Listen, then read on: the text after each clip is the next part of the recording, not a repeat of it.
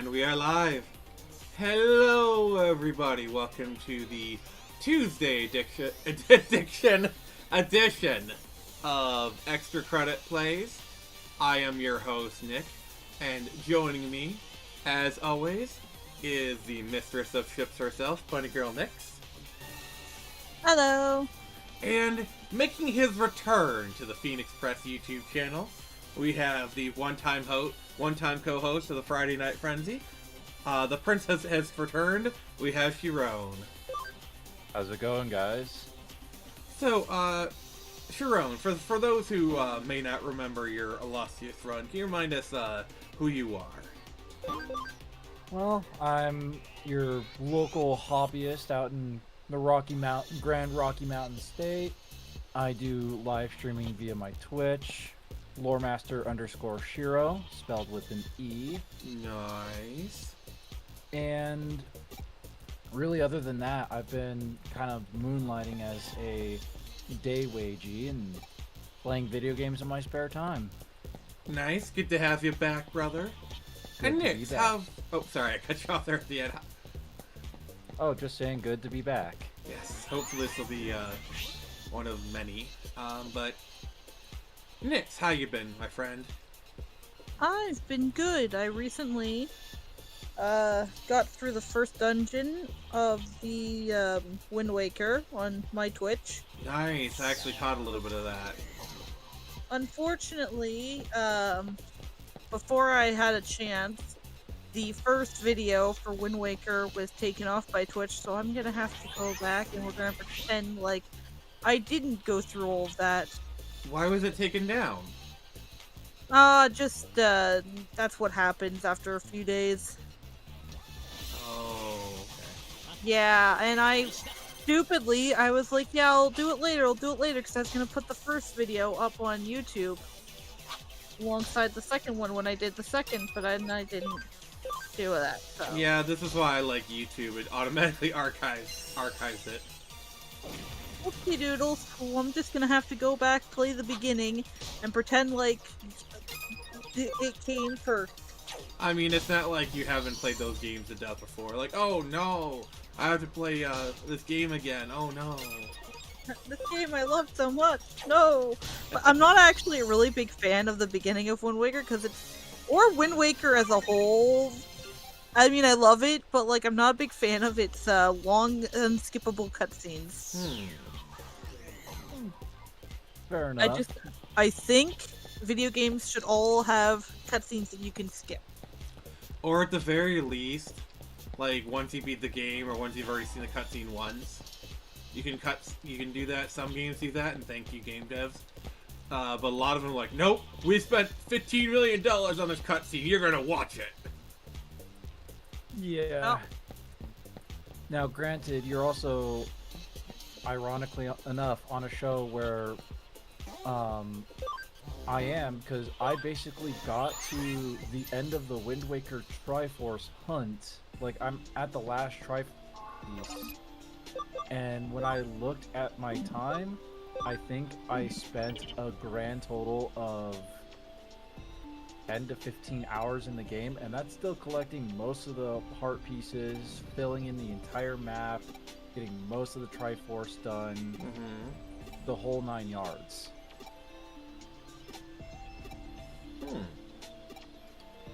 Yeah, that's one of the benefits, I believe, of the like the Wii U version, where like they made it a little bit easier. Oh no, I did this on the original GameCube version. Oh, dear God. Yeah. Alright, so we have our first commenter. Sharon, would you like to do the honors? It's on YouTube. Here, let me go ahead and pull this up real quick. If you could read this one for me, Nick, I'll catch up here on a second. Alright, Nix, you got... I can. Okay. Jason Ingram says 17M. Wait, and I didn't get a cut? Sorry, couldn't help for the bad jokes. I am late as always. Actually, no, you're pretty early. You're the first one here, so...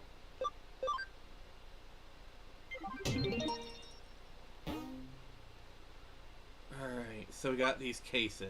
I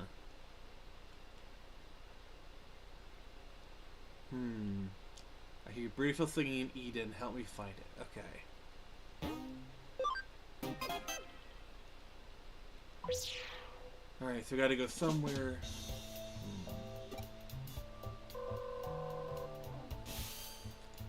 Yeah, Jason, it is. We're happy to have you here.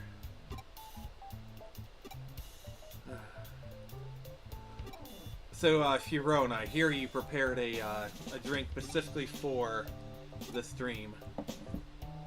Well, it's a cocktail that I have invented myself. My roommates have taken to calling it the Limp Shark. Okay, please do tell. So, are you familiar with Albanese gummy bears? I am not. You can find them at your local Kroger, King Soopers, HEB, whichever local market you have. Mm-hmm. They just come in like a bag. They're slightly different, a little bit more gelatiny than your typical Haribo. Mm-hmm. And you essentially infuse that into vodka, whichever one you want. I have one that's local to my state of Colorado. Okay. And you infuse that until there's literally nothing of it left. It's all mixed, and then you mix that vodka infusion 1-to-1 with blue curacao to make the Limp Shark shot. And if you want to make the cocktail, you either mix it with like Sprite, al fresca, or tonic water. Which this one is Limp Shark Shock and al fresca. Absolutely delicious. It basically tastes like a blue gummy shark, hence the name. Also, I did that thing where like I wasn't paying attention and they told me where to go and I completely missed it, so Now you get to wander around. It's okay, Black Reaper, it's fine. We're happy to have you here. Everyone acting with that like they're late and it's literally the first 10 minutes. I love you guys. You guys are the best. Oh, I have the best audience. And Jason is like, dang it, now he wants a White Russian. Yes, White Russian's really freaking good, do too. as the Black Reaper commands. Like the stream, everybody. That's an order. See. Oh, Nix, is there something you want to show? Oh no, I'm just putting it there. Oh, well, if when I'm not streaming, if you see a very cute JoJo stan streams Zelda on Twitch, make sure to give her a follow.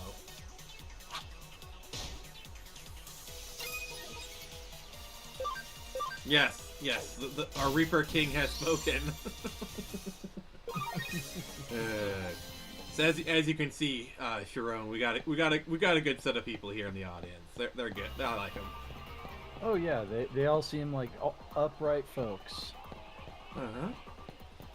And then if you all click on the recent link, our very faithful moderator posted, I have a Patreon where I post all the stuff early and.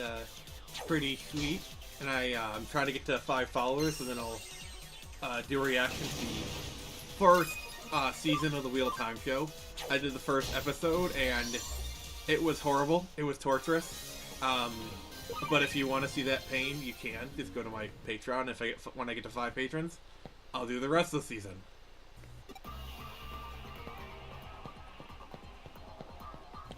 Oh yeah, so I do have one thing I want to say. I was messing around with the cheats for Wind Waker on the Dolphin emulator, and there's one that literally it's called Shadow Link. And you'd think, oh, it's gonna turn Link into like Dark Link, and he'll have like the black, like everything and the red eyes. Release like Dark Link onto the map. No, what it does is it heavily shadows Link. Oh wow. Oh god. Like, that's the best way that I could explain it. Like it turns. Oh, that's okay, Black Reaper. Shadows. I completely understand. Yes, it's fine. We understand the king's time is diligent, and he dollies it out. I'm sorry, the metaphor just got away from me. But I was actually considering using the cheat for the next Wind Waker stream, and I was like, should I? Should I not? Yes, yes, you should. Kind of weird. There's also one called Link is Jesus, and it literally What? just makes him walk on water. Oh, that is a beautiful cheat name. All right. I know, right? I could go anywhere with that. All right, Nix or Chiron, I need you to look up Lovely Melody Music Scroll Girl case here for Hacker's Memory.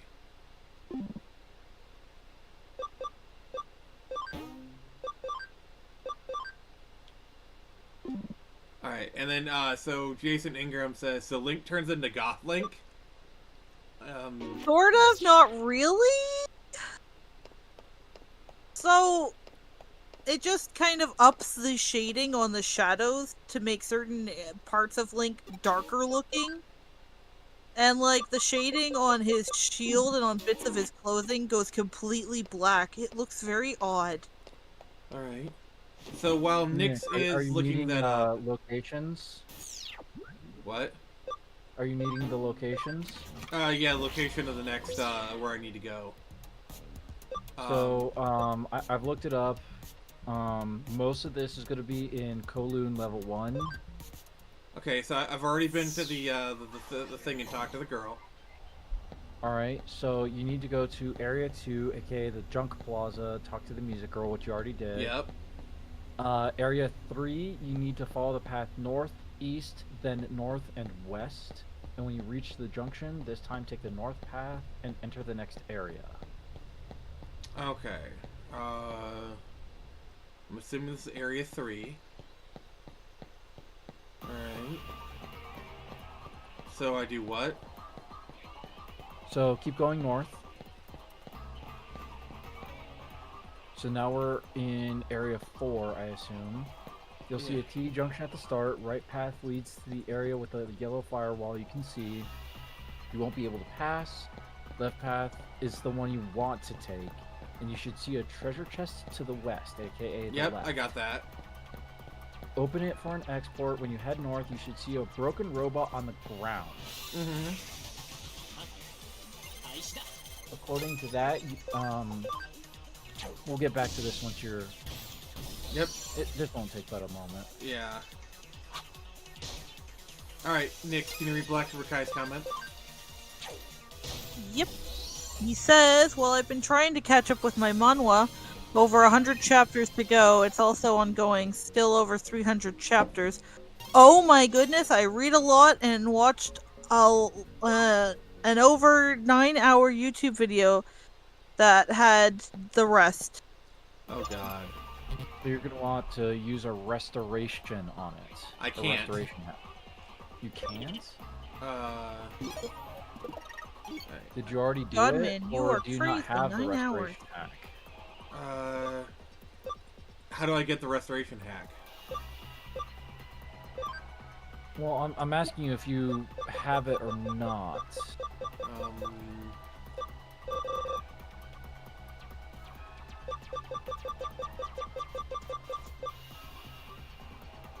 Restores have a broken vaccine odds. Digimon at champion level at high or higher. So yeah, you're gonna need to get a vaccine champion Digimon. Alright, let's see what I have right now. What is Tentomon? Tentomon is a rookie. No. Obviously he's a rookie, but okay, he's a vaccine, so...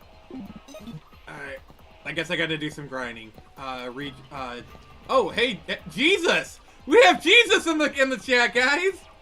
Oh, wow. Great fan of your work, man. Alright, can someone read the holy comment? I'll take it. Okay. My personal opinion, lack of quality Digimon RPG game. Also, the graphics in almost all of them is absolute dog water, despite it being 2024 and we have new graphic engines that are incredible. Yet, ... To be fair, this is a Vita game. This is essentially a hyped up, like a souped up Vita game. So I'm not gonna. For a Vita game, this looks pretty good. And I mean, honestly, as a Digimon game, the Hacker's Memory and Cyber Sleuth games are kind of what I like to see. Mm-hmm. I mean, like I said before, I've played Cyber Sleuth myself, and ironically, the Switch port is kind of broken because if you leave the game open, but you just set it to sleep, whatever Digimon you leave in the farm will continue to level up as if you were still playing the game. Oh, but that's your broken. hours don't go up. That is broken. And so I already have stuff that's like end game tier Digimon before the end game has actually happened. I mean, it also doesn't help that they literally give you end game Digimon right from the start. Oh, absolutely. Like you get Omnimon right from the start. Oh yeah, it's so broken. The point though is that I think it's the Omnimon like little mini guy, as opposed to because you can actually digivolve natural Omnimon, and they're actually slightly different. Okay.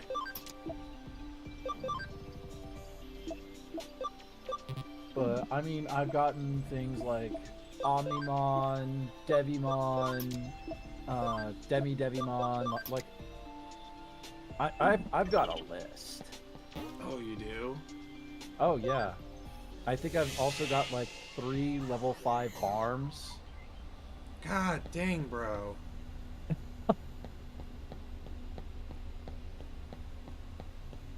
Well, I mean, back in the day when I was actually putting in the serious hours, I was still working at the post office, and so a lot of times I'd kind of shuffle my Digimon around as I needed to, put it to sleep, and then carry it along with me to work and just kind of let it do its thing while I was out delivering mail. Yeah, to be fair, this is a game that is meant to be grinded. Oh, absolutely. Yeah, have you played the Dragon Quest Monsters Dark Prince game? I've been meaning to. Yeah, it came on Steam recently. I've been wanting to try Dragon it. Quest as a whole. Yeah, it came on Steam recently for like $40. Because I just freshly got my hands on Dragon Quest 3. Oh, it's so I have good. Dragon's Quest. I think it's technically 12. The one where you're playing as the Luminary. Yeah, Dragon Quest 11, I believe. Yeah, I've got that. I actually have a number of different Dragon Quest games split over emulation, normal consoles, the whole 9 yards. I've never sunk in the time to play them through yet. I'm pretty far into Dragon Quest 11, I'd say. I need I keep to getting finish to the it. point where you unlock the world map, and then I keep getting distracted into playing other things. That happens. Especially when you have a backlog that is as mountainous as mine. Yeah, that's I mean, we can all relate to that. Have you played the 2D HD Dragon Quest 3? Yes, Black Reaper, you definitely should. It also, like, one thing is I love it, like, this game is so great on Steam Deck. Because, like, one of my favorite ways to play games is I lean back on my couch, put on, like, a podcast or some sort of, like, YouTube video, and I just play games. Like, that's how I watch, like, 5-hour long videos, is I'm just, you know, doing that. It's freaking amazing. Oh, for me, it depends on the podcast, because if I'm listening to any of Simon Whistler's podcasts, I'll actually put them on as like sleeping material. Like Casual Criminalist, Decoding the Unknown, Warfronts. I'm a little bit twisted in that way, but if I'm, For me, ironically, if I'm doing sorry. paleontology podcasts, it's always when I'm playing video games. Yeah. I do a lot of history and just kind of general interest. I remember Down the Rabbit Hole, his last video on EVE Online was like 5 hours. I think I watched it in like 2 sittings. because I was just like playing games. Yeah, Friedrich Knudsen, I think, has also appeared on the EFAP podcast along with the Longmen. Yeah. Yeah, he's just one of those people that like, he's like JonTron. He puts out a video like every year, once a year. Oh, absolutely. But you know that once a year is something absolutely special. Yeah, I love his Down the Rabbit Hole series. Like really great videos. I think the funny thing too is that John, in a video with Internet Historian, even said that his own mother asks him once in a while, "When's that next video coming out?" Because apparently she watches, and she's a fan. I mean, if your mom isn't a fan of your work, what the heck are you doing? Oh, absolutely. I'd say I'm doing something right. Yeah. Oh, okay.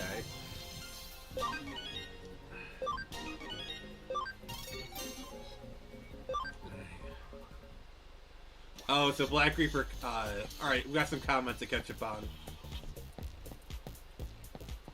Give me a second.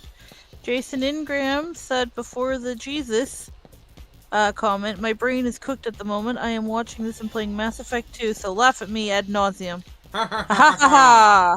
So literally, I'm on the other end of it right now.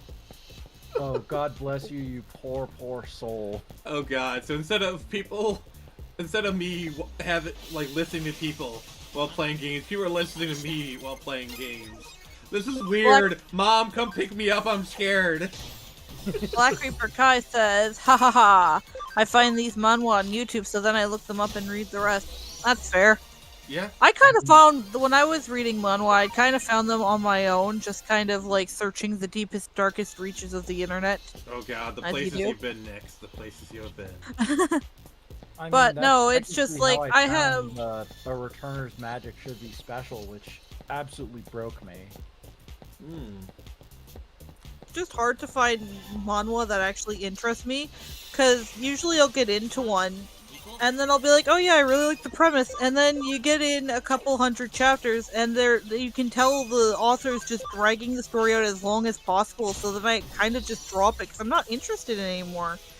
Or it's not going in a way that I personally would find satisfying. Like, I like a lot of those revenge stories, where, like, the author will see kind of a pattern with different stories that they like, so they kind of poke fun at it, like, and they have the character that usually everyone picks on get revenge, because they were treated kind of unfairly, and it's really satisfying, but if it's not done right, then it just kind of comes off in a poor manner. Like, I've noticed a lot of Chinese and Korean stories on the web have this weird hatred of adopted children. What? Oh yeah. And I kind of get it, like, from a very societal point, yeah, it kind of makes sense. Like, they're not blood related, and, you know, it kind of falls in line with a lot of those stricter Asian ideals, I guess. Like, you see it sometimes in Japanese stories too, but not quite as frequently. Yeah, and that opens up an entire political rabbit hole that... And it's so weird, because I'm like, dude, chill. You're literally making someone who has no family and was adopted into another family into the villain because they're just not blood relatives. What the heck? Why, though? I mean, you also come into the wall of one of the other problems when you're trying to read manhwa or manhua, which is they either go excessively fast, like you feel like you're reading it and then it almost feels like it's just skipped 5 chapters and you're wondering where the heck you are. Oh my god, yes. Or you end up with the one problem that this one super well-known Chinese manhua has, where you have one that goes for like 300 chapters and then it has like 8 spin-off series. Oh god. and they'd never tell you which one is which because they're not entirely chronologically Dear canonical God, that with sounds like each other. that sounds like Tyler Sheridan with Yellowstone, where it's Yeah, like basically. oh, you guys want season 5? Here's Yellowstone 1885. Here's Yellowstone 1923. Here's Yellowstone 1944. I'm gonna give you literally everything, but season 5. Read Jason's comment.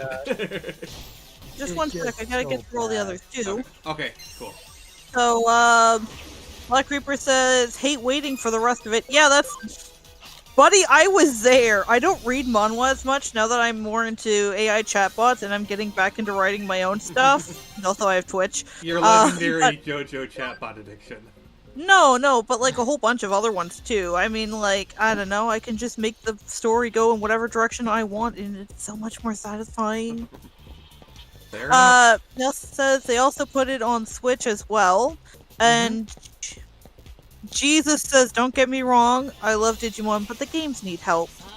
Black Yeah. Reaper says, that is very broken. Actually, his name is Omegamon, but I love Alphamon. He's a boss. Yeah. But I had to get my 2 favorite ladies as my partners. I should play this again, but I have to play it on my PlayStation 4 Pro. Hey, Black Reaper also says, but I've been having fun playing Kingdom 2 Crowns. New DLC is awesome. I got the hardest achievement on it. Ha ha ha ha ha. nice. Nice. I'll tell you what it is. Basically, you have to beat the game in one go, no deaths. Holy dude! You Oh. madman! We bow to you, sir. We are not Yes. worthy. Also, Holy real quick, the difference between... I call him Omnimon because realistically the difference between Omnimon and Omegamon is that it's a translation issue. If you're like Nick and I, who grew up on Digimon Adventures way back in the day... Yeah, you can tell like what version we watch, just how we pronounce it. Exactly. Nope. Jason says, I am adopted and the only one in the family that But you know adopted what me you that can hates do? me. One at a You can throw time. a One at ring a at time. Okay. Lug, I appreciate the Hi, interest, look. but Nyx was speaking. One at a time, please. Okay, Nyx, go ahead. I am adopted and the only one in the family that adopted me that hates me was their daughter. Everyone else was cool with it. She is younger than me, so I don't care about it so much. That's fair. I mean, sometimes, yeah, there's bound to be some, opposition to that kind of thing. Yeah, but I'm glad everyone else was nice to you. And Lug, sorry for kind of snapping at you like that. Nyx was kind of in the middle, so I do apologize. How are you, sir?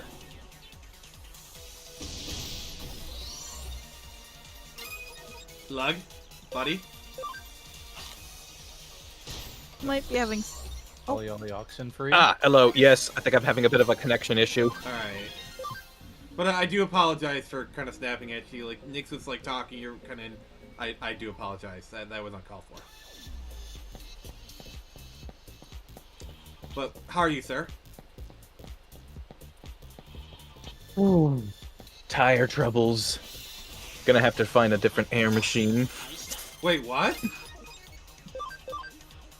Okay, there's a story there, and I want to. My.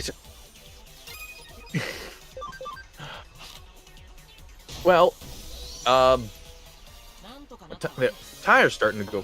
The tire's getting flat, so I headed over to my usual place to get it air filled up. But someone either broke or changed the air machine because the nozzle is now completely different and no longer compatible with my tires.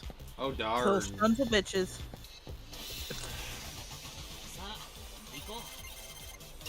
Yeah, I know how you feel. I've dealt with those like low tire things. It's a pain in the butt. Yeah, I mean, paint me as kind of out of touch, but as somebody who has quick access to a parent with a compressor, I'm kind of out of the loop as to how something could be, how an air compressor could be incompatible with a fire hose, essentially. I mean, there's a billion different ways. honestly. Sorry, I was up in your volume a little bit, Sharon. You're a bit silent. I got you. Are you done? Yeah, I'm finished up. Okay, yeah, I didn't want to like interrupt you or anything. Nix, can you read Black Reaper's comment? We. Black Reaper says, I've watched some manhwa with these little girls mistreated or die and get reborn. One back into her kid body. She gets adopted by a duke. It's wholesome, but the Empress is a bitch and keeps trying to kidnap her, damn it. Another one, her stepmother killed her unborn baby and framed her stepdaughter and was beaten in the cold by her dad and died for such a cute little girl. Yeah, so they get really brutal. That is like so effed up. A lot of them, the ones that I read to, they get really screwed up because they want to emphasize just how evil everyone else is to the female lead. Then have them shoot a puppy like a normal story. Just do what Araki does, kill a dog. Yeah. John Wick. But yeah. I think that's also a symptom of the Korean culture, despite being heavily feminist, is also extremely like male-dominated, focused, and misogynistic. Oh, you mean they're only feminist in name and they're actually hugely misogynistic? In which case they're exactly like the U.S. Yeah. Okay, that's I see it. Is that it kind of comes back to a lot of their cultural ideals.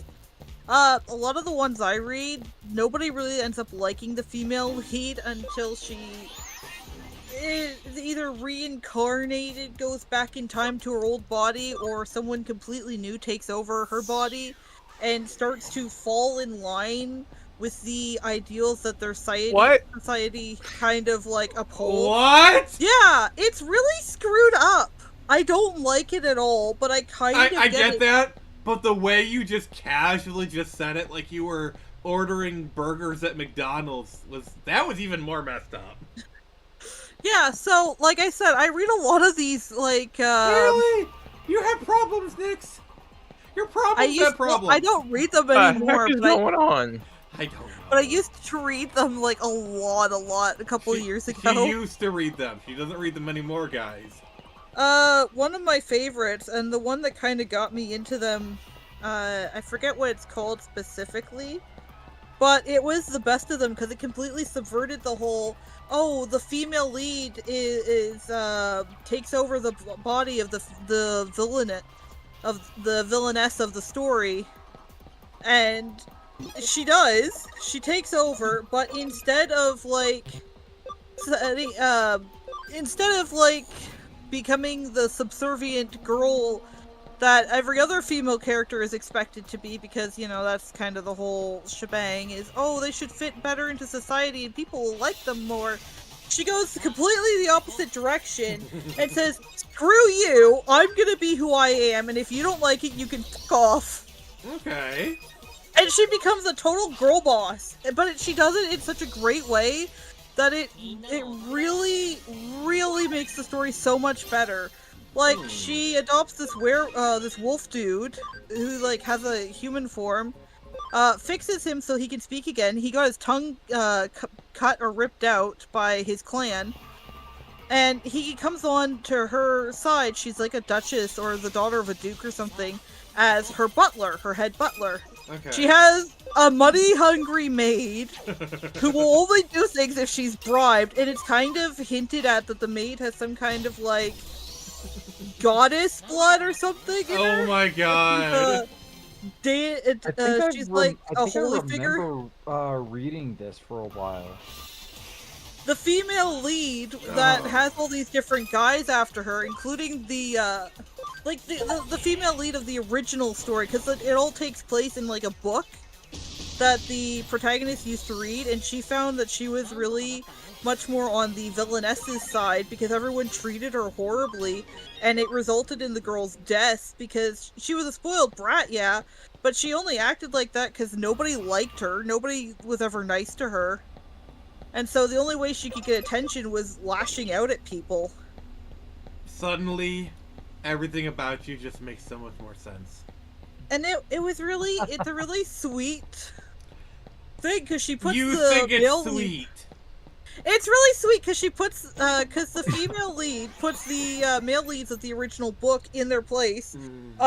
Saves the original female lead from like stalkers and death and whatnot, and like essentially becomes her best friend to the point where this girl looks up to her completely. And the prince that the villainess was supposed to get married to, but kind of ends up cheating on her with the female lead, decides, no, I want her back. And she's like, I have no interest in you whatsoever. Get the fuck out of my face. And she ends up getting with her butler, the wolf dude. And it's really cute because they have this really mutual respect and admiration for each other. But she takes longer to realize her feelings for him than he does for her because she's kind of a dense mother effer when it comes to like emotions and stuff. But it's really funny. It's more funny than heartfelt, but it's a good story. Okay. My boy Guillaumon. Yep. That was for you, sir. Yeah. There was a Chinese one that I used to read, but I kind of gave up on it because it took way too long to get anywhere.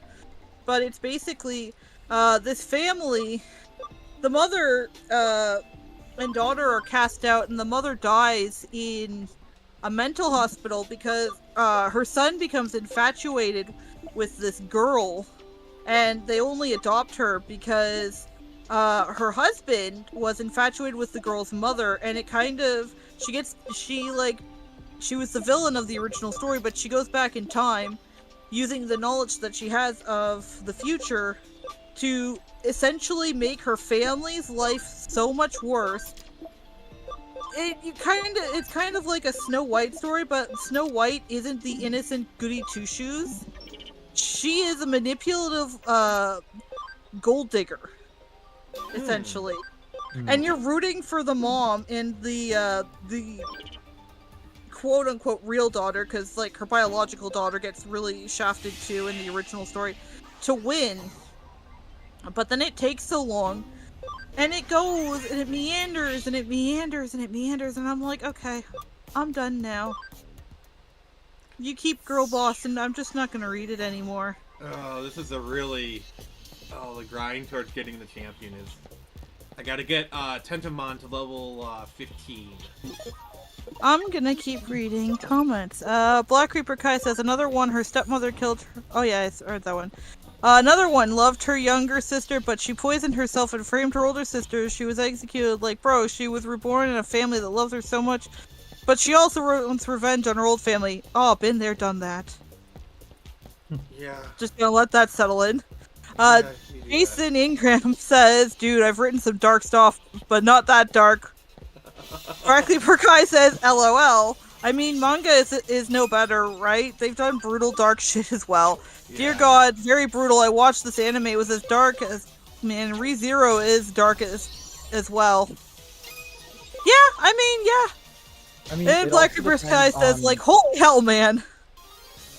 It also depends on what you're looking for, because some people genuinely enjoy reading stuff like Berserk and it's one that is really, really popular, has the guy with the lizard head and the crosses over his eyes. Do you have any idea how little that narrows it down? sorry, I stole your bit, Log.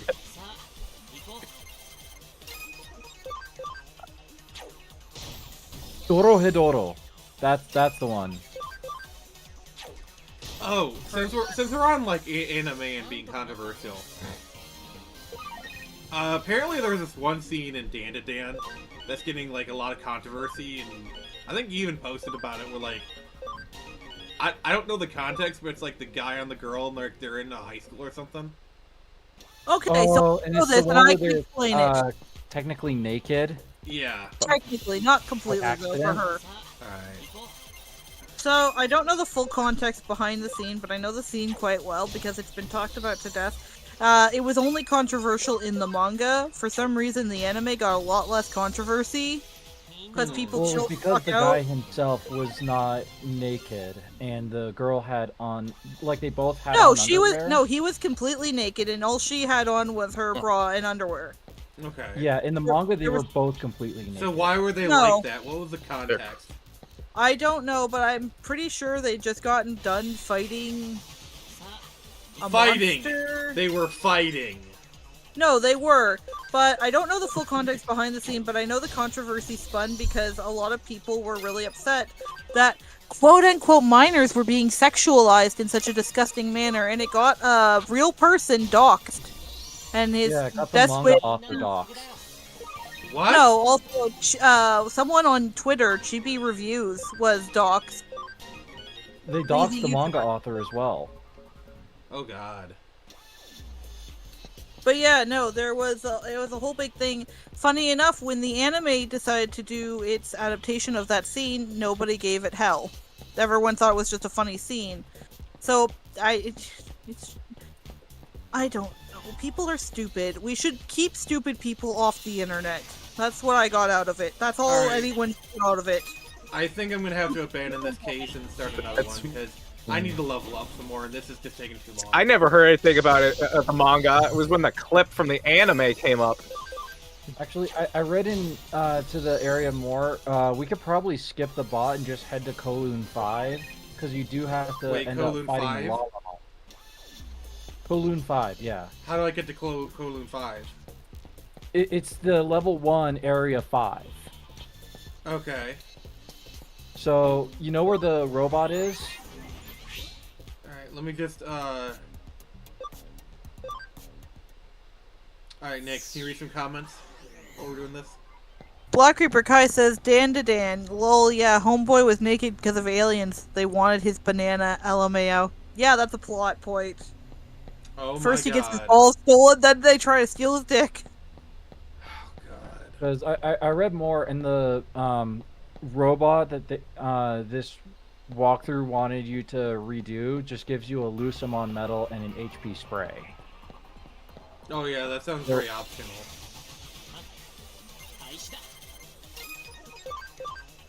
But yeah, okay, so I think the manhwa I was talking about earlier is Beware of the Villainess. Really good stuff. I Alright. can't see it because I have a whole bunch of them saved on my phone, but they're to sites that are no longer active, I guess. But, some of them are really good, others are just absolutely horrible. Like, I cannot. Yeah, beware of Yeah, the it's beware of the weird. Villainess. I heard. Where I you was headed seeing off people to? getting I'm all heading back to outraged the- over the oh. anime clip. I never heard about the manga. I have some Digimon No. that are at max level. I'm gonna digivolve them real quick before we continue. Fair enough. Yeah. Also, you might want to, I noticed that you only have, like, one Digimon in your farm. You might want to make sure to... Oh, I've been building things up. Gotcha.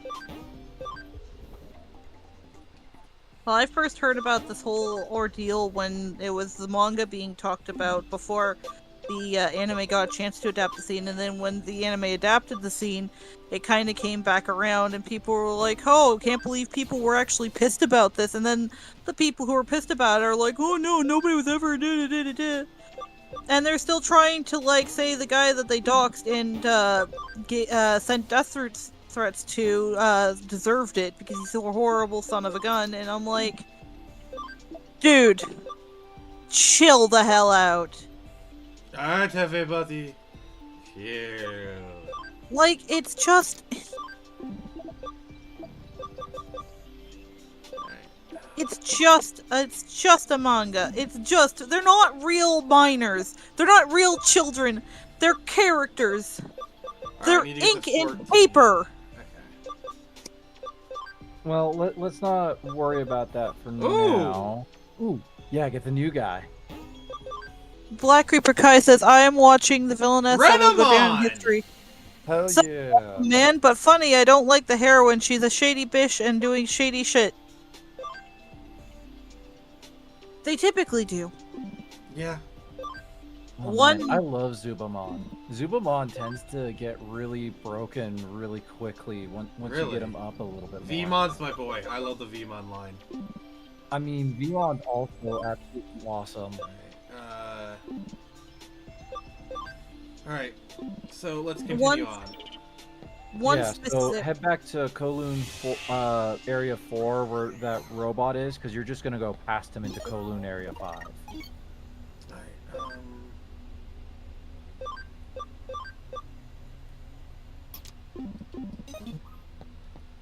I want to get the cam up.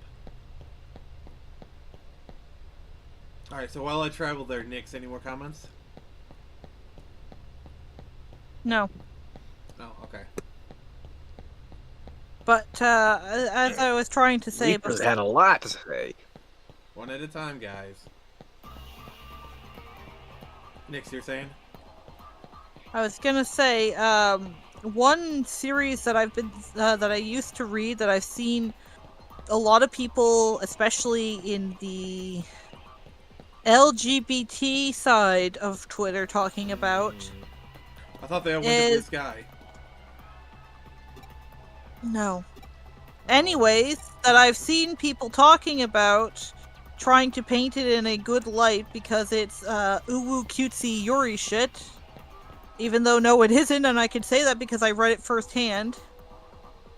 I can't remember the name of it, but it's basically it's about the lead girl falling in love with her favorite character in the book she's reading, and she gets transported to the book, and she gets to like essentially see her favorite character, who is also a girl. It's a lesbian story.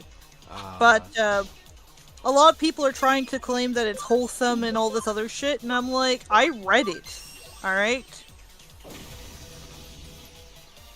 I read it, and it is very much not wholesome. I don't know if it gets better later on, but I read, like, quite a few chapters of it, and then I just kind of forgot about it as I was waiting for more to come out. But the beginning of it that I'd seen is essentially the lead character sexually harassing and stalking her love interest. What? That's not wholesome in the slightest. No, it's not. Harassment is never wholesome. Like, she gropes her, she talks about her in a creepy, kind of demeaning fashion, going on about how beautiful she is and everything. And people are trying to hype this up as if this is some great, like, lesbian love story. And I'm like, my guys, My girls! Like, the love interest does kind of come around later on in the story, like she starts to soften a bit, but it feels more like Stockholm Syndrome than anything else. Okay, So I'm not here for it. Alright, if we're gonna talk about, like, weird anime, Nix, have you ever read, or watched Please Teacher? No, but I'm pretty sure you brought it up before. Oh my gosh, Onagai Sensei? Holy crap. One second, let me go to my DVD shelf. I was thinking things like Inferno Cop and Bobo. Oh, I love Bo. Yeah, it's a treasure. Alright, just making sure. Okay. Alright. I'm the #1 leaguer of yelling into a fan. Bo, that makes no sense. True. Yep, here it is. I got the DVD box set right here. Literally the entire series on DVD. I'm a fan. I watched it, gosh, I think on like YouTube or some shit. No, I pirated it. Oh, crap. Your whore fiddly dee. Do what you want because a pirate's free. You are a pirate! But yeah, I don't know. I liked it because it was kind of like a love story in reverse, and yeah, the setup is really freaking weird, and it does border on 5,000-year-old ancient spirit kind of excuses, but I don't know. I kind of like it. Fair. Oh god, how familiar are you with the series, your own? I watched a couple of episodes of it back in the day, and then my mom caught me watching it on my laptop way back in the day of YouTube piracy. and grounded me for the next 2 weeks. And by the time I got back on to try and watch it again, it had vanished from the site entirely. Alright, Nick, so let me explain the anime to you, okay? So the main guy is this person named Kay. He has this condition where when he's stressed or other sorts of stimuli, his body goes into what is essentially a state of suspended animation. He calls them standstills. At the start of the series, he is recovering from a standstill that lasted 3 years. So although his body is 15, he's actually 18 years old. Damn. And that's not even the weirdest part of the story. So one night, and he's at like this like secluded area of Japan with his uncle who's a doctor and a horn dog of a wife. Like, oh my god, it's just this anime is weird. He sees an alien appear, and it's in the shape of a young Japanese woman. The next day, they're supposed to get a new teacher because he's actually in high school with other like supposed 15-year-olds. And the new homeroom teacher is Miss Kei Kusanagi, and it's that woman.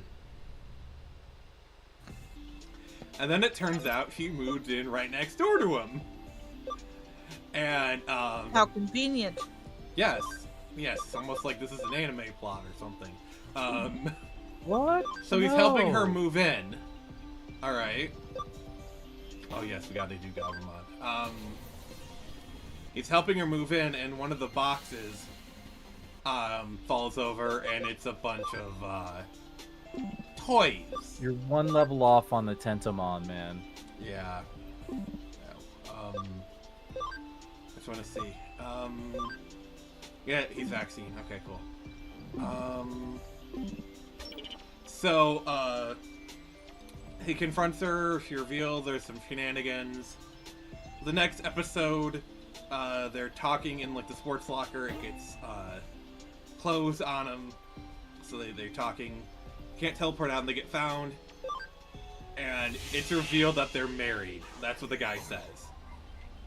So now he has to marry his teacher and move in with her. Wild. It's just, oh god, there's so much else to this story where like one of the other kids who had like a crush on Kay eventually starts a relationship with like the shop teacher, and there's like other like it's just really weird. It's just really weird. I mean, Japan also has this weird, like, super fetish of teachers and students going out and being couples. I call it a super fetish because a lot of different material cover it. Yeah. Persona 5. Oh, like Persona 1, 2, 3, 4, and 5. Mm-hmm. I know in Persona 3 there is an entire life skill path, like entire social link, where one of the dudes is literally just dating his teacher and you're coaching him along. Alright, oh god.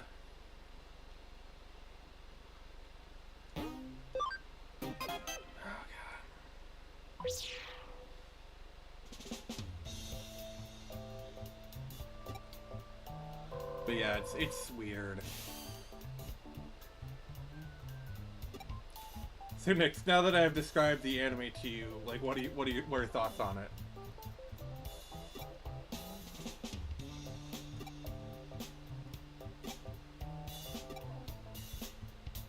I don't know how else to say it. Just Damn. say that. Whack. It feels like the anime goes over and beyond to try and keep it like above board or whatever. Like he's actually 18. I mean, you want max whack? Go for Full Metal Panic. It's not like the dark whack. It's just what? Why? Why? Oh, isn't Why that would the you do one that? Why where would you do any of L, that? Light, and Misa appeared in from Death Note? I'm pretty sure there's like an episode or something. I've seen it get passed around for like ever on the internet, but there's like these 3 characters in Full Metal Panic that are like in the background of a scene of from one of the episodes, and it's just L, Light, and Misa from Death Note. Oh yeah, yeah. Wait, there's Or like L's riding a bike or something. wait, there's an Or the L one. light. What? Or the one scene in Full Metal Panic where, you know, 2 absolutely jacked teenagers essentially challenge the main character to a fisticuff duel. He's like, alright, and then he just takes out a gun and shoots them. Like, twice I mean, over. that's how you And the win. One guy finally wises up, and he's like, no, we have to do this fist style. So he's like, alright, pulls out a grenade launcher to fakes him out, kicks him in the nuts, and then knocks him out with a good old-fashioned punch to the face. He's like, damn, dude. Oh wow. And you don't know where he's pulling these pieces out of, because he's got, like, rocket launchers, Uzis, grenade launchers, and he'll just pull them out of nowhere. He's got the good old-fashioned tune pocket. Oh god. I mean, like, you don't have interdimensional pockets. That's a I skill wish issue, I dude. had interdimensional pockets. Skill issue, dude. Yeah, sure. You need Yeah. to level up. You need to get on Nyx's level. Yeah, I know. Her I numbers gotta are literally get that higher than level. yours. Oh well, I guess sucks to suck in my case. Yeah. Oh. The perks of being an interdimensional bunny goddess. And I'm sorry, Shirone. Pensa's not here, so the stream needed a punching bag. what? It's fine. Yeah, Pence is usually the stream punching bag, so he's not here. Fair enough. I mean, Are I don't you, think. Did you take on Airdramon's Escape? I'm doing it right now. I need to get the code level 2. I'm trying to get to it. Fair enough. I'm gonna say this, and I know it's gonna be kind of unpopular, but I really don't care about teacher-student stories in anime or fiction because, like, they're not real people. Who cares? Who cares?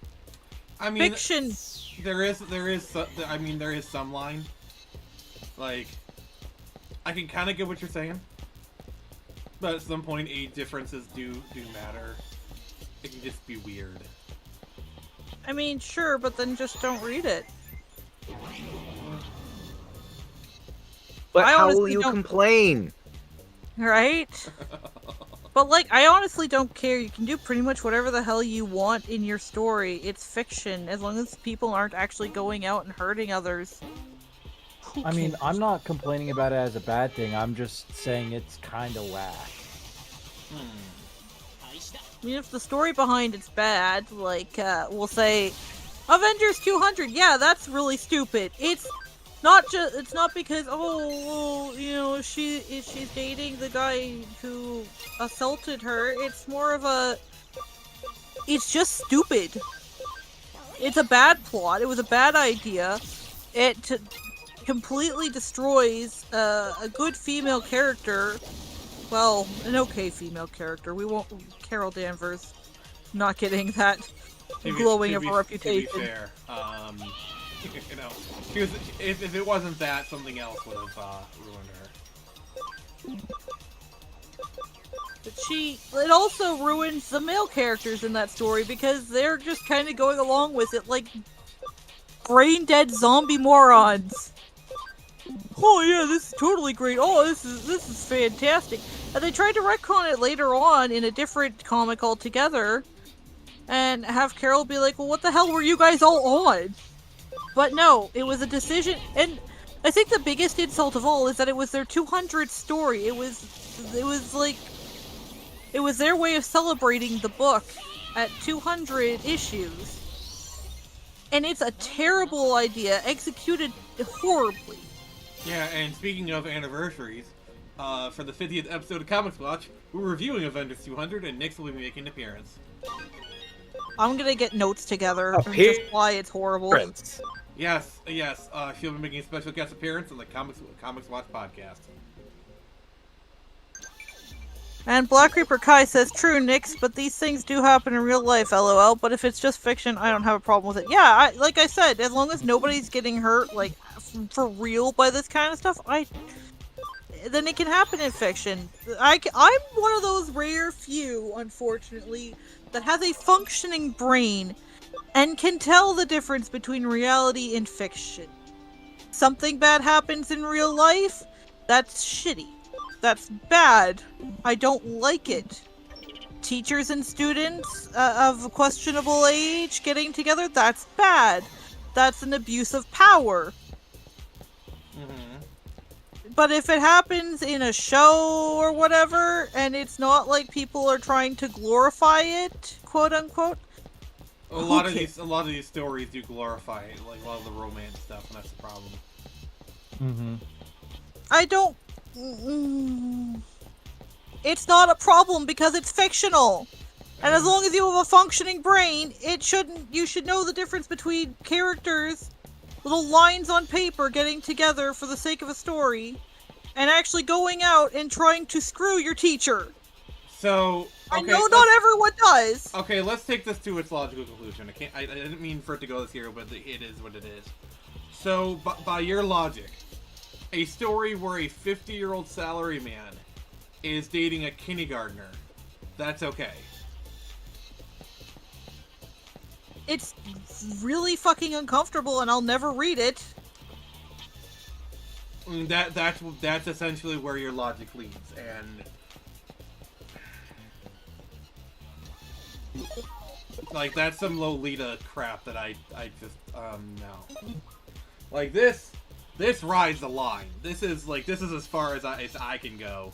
And they have had stories like that. I'd never read them. I don't care for them.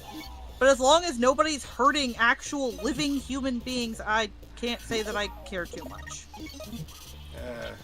I get what you're saying, but even then, I just there's some things that I just can't like.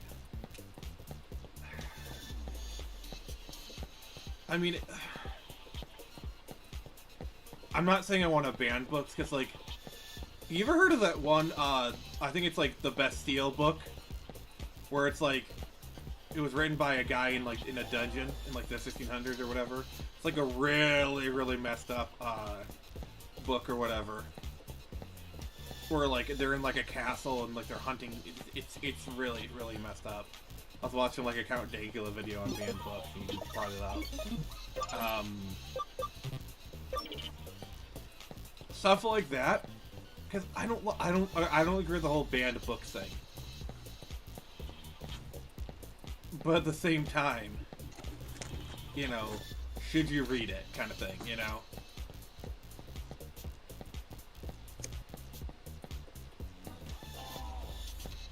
Okay, can we talk about something else, please? I'm really freaking uncomfortable right now.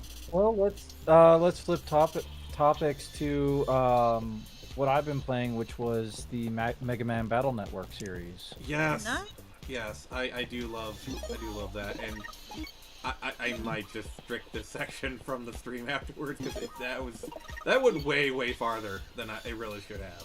But oh god. Anyway, I do love Mega Man Battle Network, and I probably should do yeah. Yeah, and having played the original Mega Man Battle Network 3 Blue back in the day, and playing the Legacy Collection, I got one thing and one thing only to say. Thank God for the downloadable base chip and Max Buster level. Max Buster. Because, yes...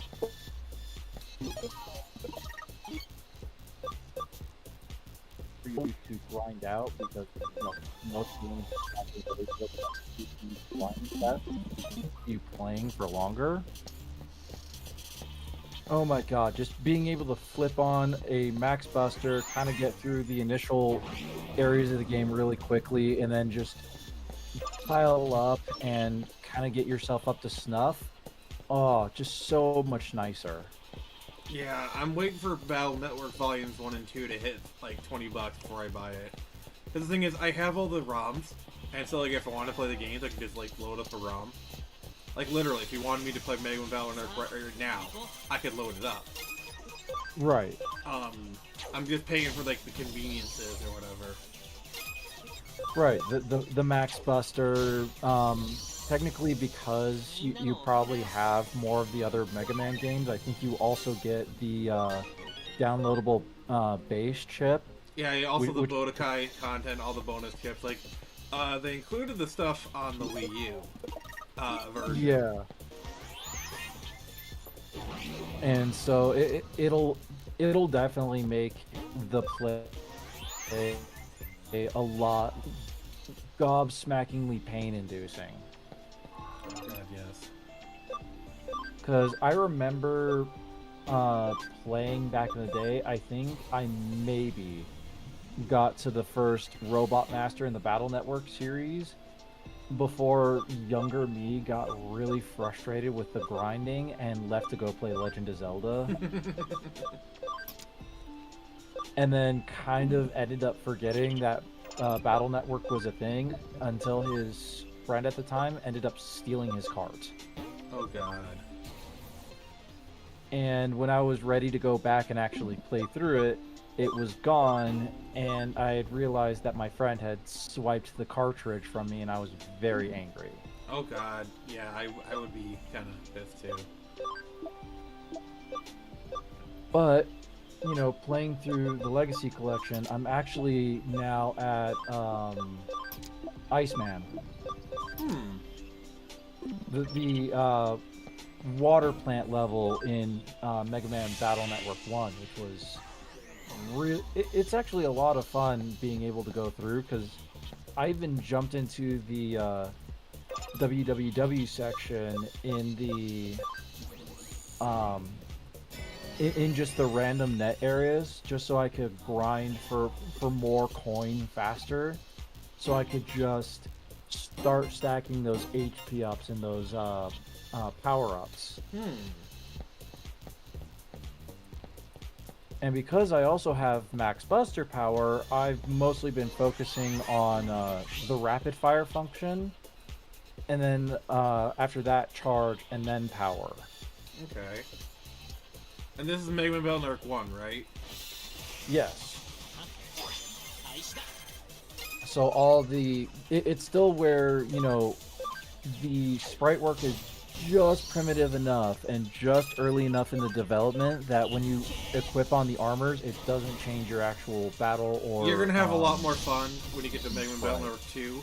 Because 2 is essentially what, like, 1, but polished to perfection. My favorite is always when Battle Network 3, that's the one I've been playing. Also, hello Tevia!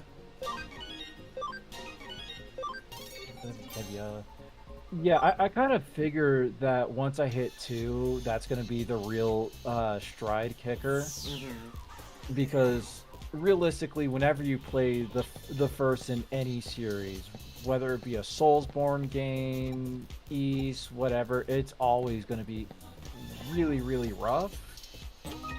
But being able to kind of... I don't want to say slog, but to be able to push through that first initial title to play the rest tend to make the other games just taste that much sweeter playing through them. Yeah.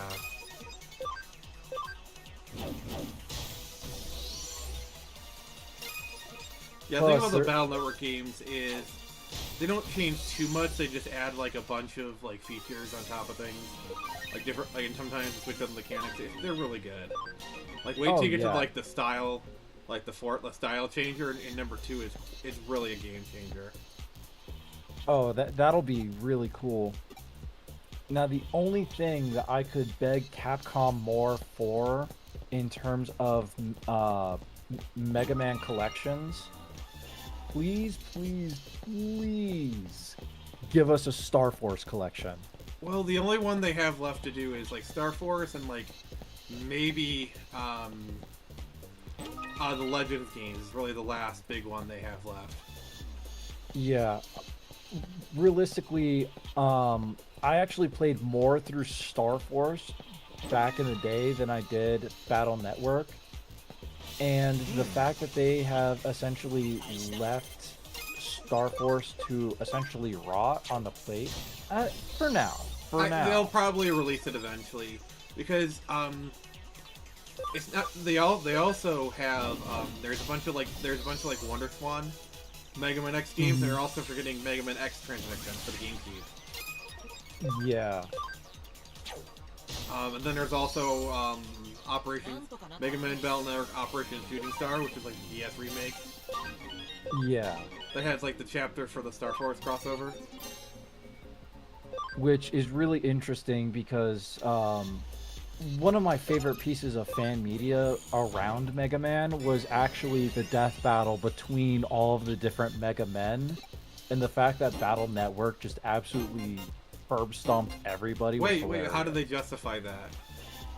Because he essentially destroyed and recreated a universe by himself within an instant. Ah. Technically, yes, it's a digital universe, but the feat technically still counts.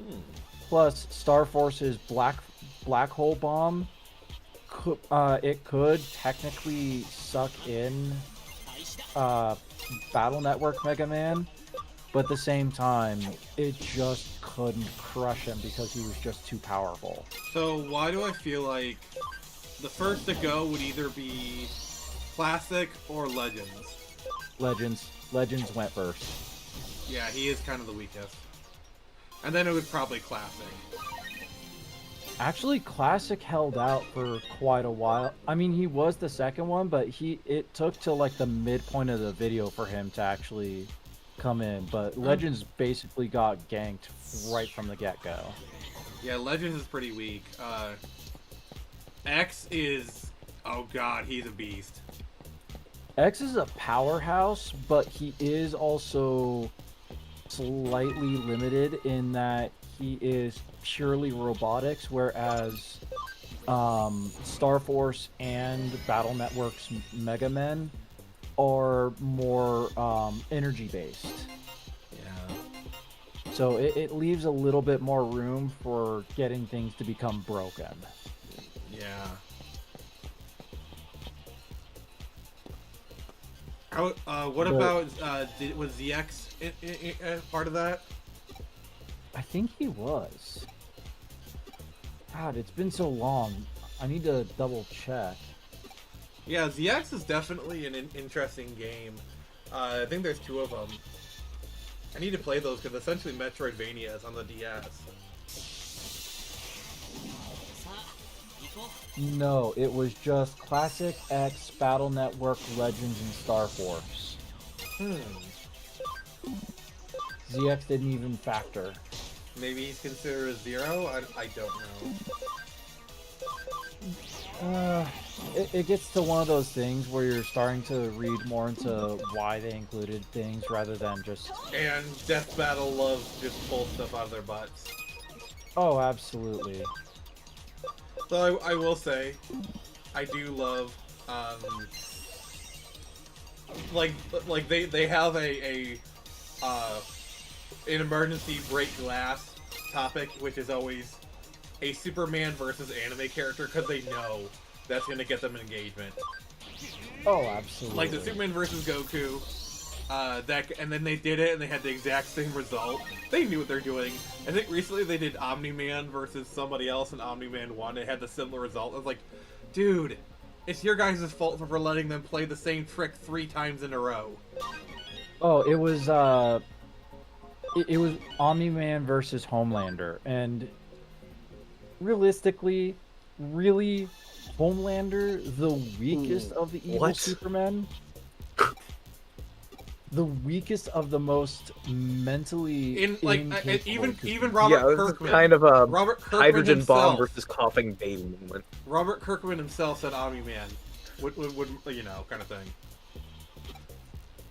I personally think even Invincible could probably take him down without too much trouble.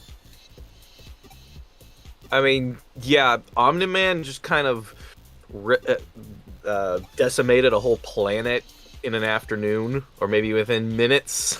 Like, I still think Superman would beat Omni-Man, but it would be a rough fight. Oh, absolutely. Yeah. It would by no it means also be a depends stomp. on Homelander which would- Superman you're taking the feats off of. Yeah, Homelander might struggle with an army, I guess, but yeah, Omni-Man took down a planet. I think Homelander could probably take down an army without too much trouble. Well, that's what I said.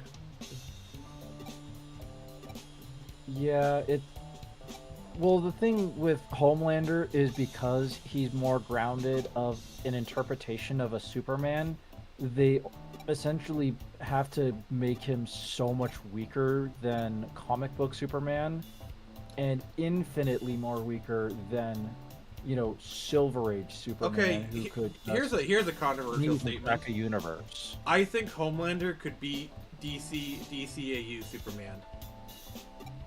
Oh, No, absolutely. definitely not. I was just gonna bring that up. Completely cannot. I was just thinking about how they both approached the prospect of trying to catch a plane that's about to crash. Superman, no issue. DCAU. I'm Homelander- talking DC Animated Universe version. That's what I just said. So- I remember Superman it was a bit tricky, but he was able to pull it off relatively pretty painlessly, catching a plane. Homelander, it was like, yeah, nope, can't do that. Well, to be fair, he didn't even try. And also, he may or may not have just been like, I don't want to do it, so I'm going to make an excuse. Yeah, plus with the DCAU Superman, you also it's also one of those things where people have to take into account that DCAU Superman is usually very early Superman in terms of the comics, where he was genuinely unconsciously limiting himself. I mean, even by, like, Justice League Unlimited, he was fairly nerfed. Mm-hmm. Because if you compare him to the comics that they were kind of taking inspiration from, he was already pulling planets, sneezing away galaxies, cracking universes, shrugging off magic, like, just absolutely broken crap. Yeah.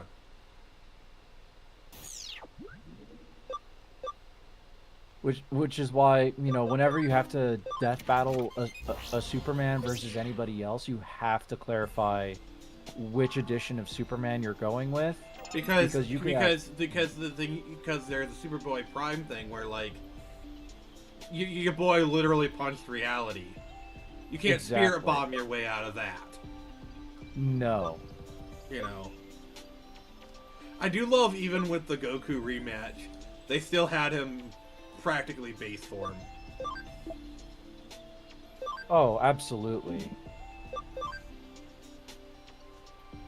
And realistically, once you start getting into the latter years of Goku, especially with a lot of the new reworks that they've done, you're starting to see where he's going to kind of equal Superman to a certain extent, until Superman decides to take the gloves off. Yeah.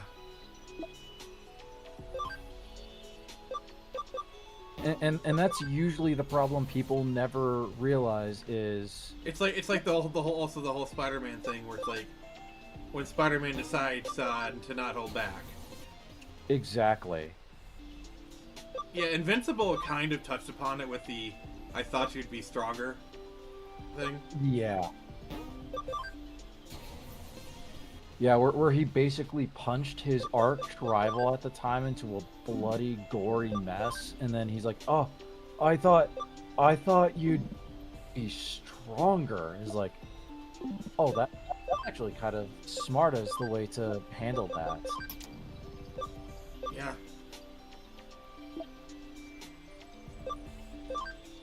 And then, like, most of Invincible's alter forms all being evil.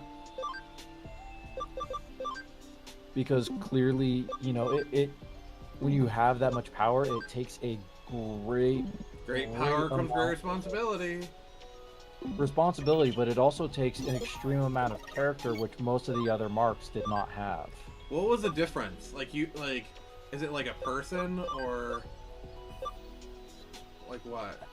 I don't think it was a person. I think it was how early Omni-Man was honest with Mark versus how much Mark himself had developed when he basically realized that he was capping his own power. Hmm. Because realistically, the main Mark, our Mark, who's the basically the sole good Mark in the multiverse, essentially had Omni-Man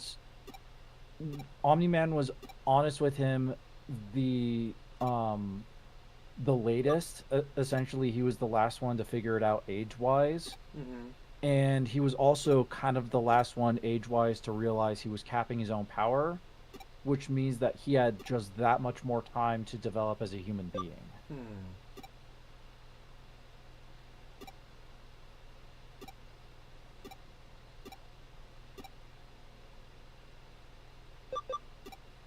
But realistically, when you're talking about, like a dressing down of the superhero genre, I think Invincible is a really, really good way of doing it without Invincibles is going. what the boys wishes it could be. I'm just gonna say that. Yeah, Like Invincible, like the boys has become the very thing. The boys has become the very thing that they set out to mock. exactly.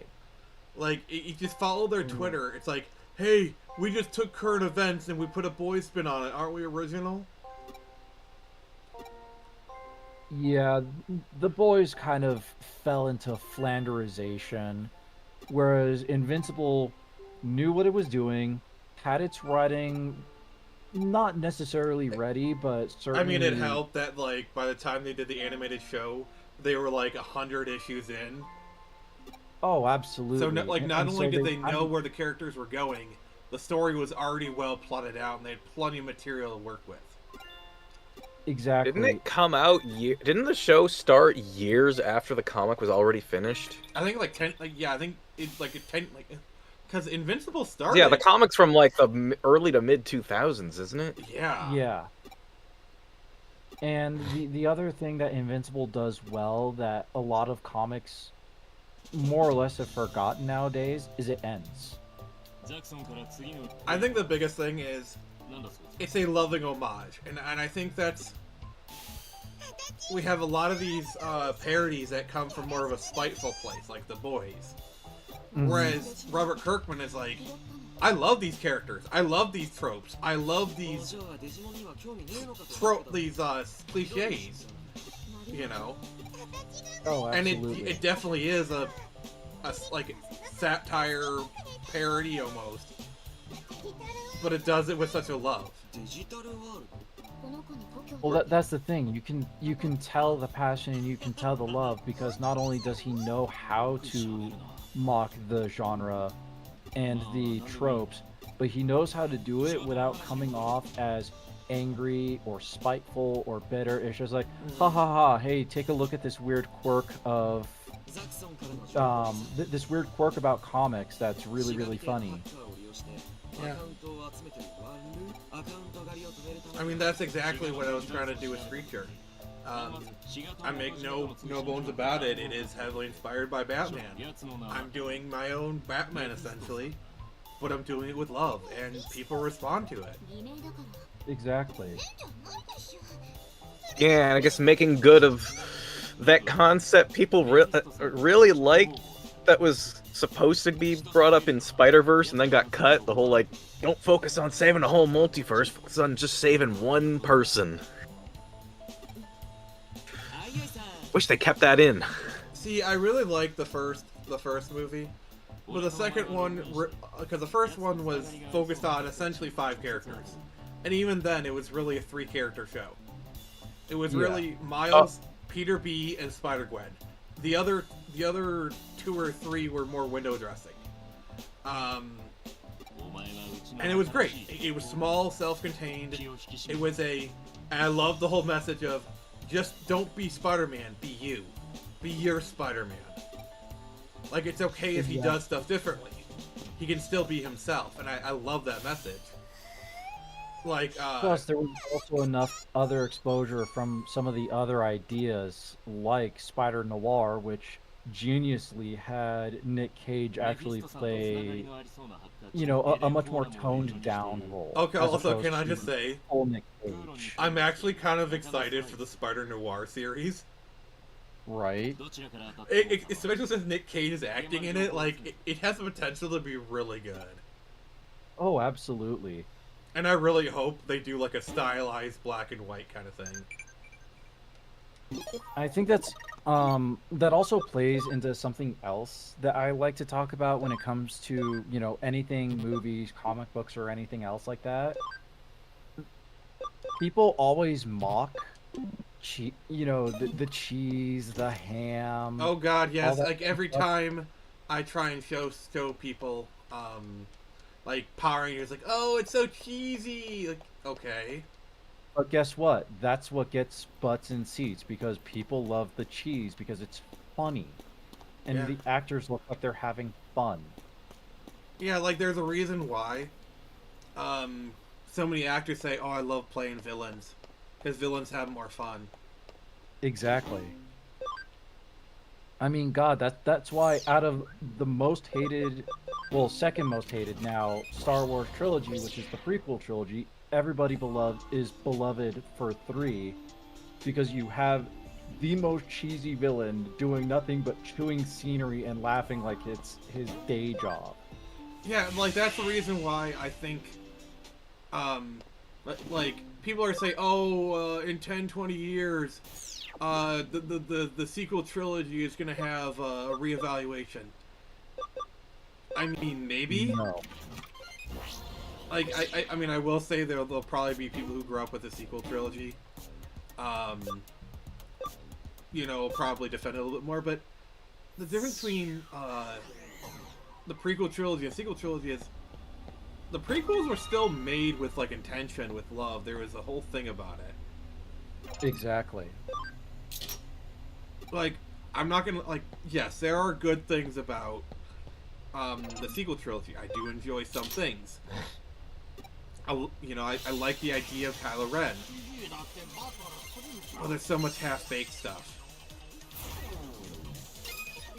And realistically, the funny thing about the sequel trilogy is all the best stuff that came out of the sequel trilogy was stuff that they said that they didn't ape from the expanded universe, but absolutely aped from it. Yeah, I mean, the sequel trilogy is essentially Legacy of the Force. Yeah. Kylo Ren is Darth Caedus. Rey is Jaina Solo. Like, the whole Jaina and Jason thing, Exactly. And realistically, Also, like, those were... it makes no sense for Leia to call one of her kids Ben Solo. That makes no sense because she didn't know Obi-Wan by that name. That makes no sense. Like, Anakin, like, I'm trying to think, Luke called his son Ben, and that makes perfect sense because he knew him as Ben Kenobi. But, like, I loved how you had Jaina, Jason, and then Anakin. And then her calling her son Anakin was a way for her to heal. I thought that was really cool. It was so good. So will the criticism of the sequel trilogy lighten up in the future? Probably. But It will. I don't think there will be... But not as much as people think. Yeah, I don't think that it's gonna do a face turn like the prequel trilogy did, where people look back on it and goes, there were some kooky things about it, but altogether it's still good. It's still got some meaning behind it. Also, also, if we're going to be perfectly honest, one of the things that really helped, the sequel trilogy came out and really kind of put things into perspective for a lot of people. And so if you really want that really big reevaluation, we need something else to come out that's even worse than the sequel trilogy to make people realize, oh, perhaps we're judged too harshly. I don't want to live in a world where something is worse than the sequel trilogy that makes the sequel trilogy look good by comparison. Maybe some of the shows. I literally just got back here and I already know you're talking about Star Wars. All I had to hear was sequel trilogy, prequel trilogy, the shows! Bad! Oh I'm god. like, yes, they do be sucking. Yeah, he's talking about Metal Gear. We were talking about how like the sequel trilogy might go under a reevaluation in like 10 years, like the prequels did, and we don't think so. Oh no, like I'll say, I'm not big on I've said before, I'm not really big on sci-fi, but I will say, I think I like the prequel trilogy a lot. The only problem I really have is in the Phantom Menace, the pod racing scene gets really freaking boring. Yeah. It did make for a good video game though. Oh, it very I much can't does. speak on the video game because I never played it, but either way, the problem is that, yeah, the sequel trilogy has a few good moments or aspects to them, but they're very far and few between, and the bad massively outweighs the good. Like, you could have had a really compelling story with Finn. Oh yes. Yeah. Yeah, He's Finn, the Finn plot should have been a guy, Jedi. Yeah. Yeah, but they wanted that sweet, sweet China money, so they kind of just forgot all about him. See, Made like, him less than he was. and it here's the third problem a lot of have is, it's very clear the Force Awakens was laying down some stories. Like it was laying down some actually legitimately interesting plot lines. Like obviously the stuff with Snoke, and it's very clear that Finn was meant to be a Jedi in that first film. I'm sorry, the boy handled a lightsaber. I'm sorry, you don't hand someone a lightsaber if you don't want them to be a Jedi. Empire Strikes Back, Han notwithstanding. Shut up. Exactly. Also, the thing that was going on with Rey, like her knowing how to pilot the Millennium Falcon, you know what? In a vacuum, I don't really consider The it garbage much of will a... do. Like that. Oh god. Okay, that was actually a legit funny joke when they run past. Like that ship's garbage. The garbage will do when they run back and they show it's the Millennium Falcon. That is actually legit a funny joke. I like that. Yeah. But also, like, they were setting something up with Rey that they kind of fumbled really hard. Like her parents. You can blame Jar Jar for that, or not Jar Jar, but you can blame Jar Jar Abrams. yeah, but you can blame the guy who did movie 8 for that one because Ryan Reynolds because Ryan Reynolds. Deadpool Ryan strikes Johnson. again. Yeah. Screw that guy. I'm gonna give you guys a hot Ryan take. Johnson was the one who caused that problem because Alright. he saw, the mystery box of Ray's parentage and went, nah, that's not the mystery box I want to do, so it's worthless. Okay, I'm And gonna threw give it you out. guys a hot take. This is highly controversial. Last Jedi is literally the best of the three. It looked like, I'm sorry, if you just take all the bullcrap away, the film is shot very well. It looks amazing. Like the lighting, the sets, some of the fights are really good. And also, In terms of the technicality and the techniques used and the cinematography and some the of the shots choreography, are legit beautiful.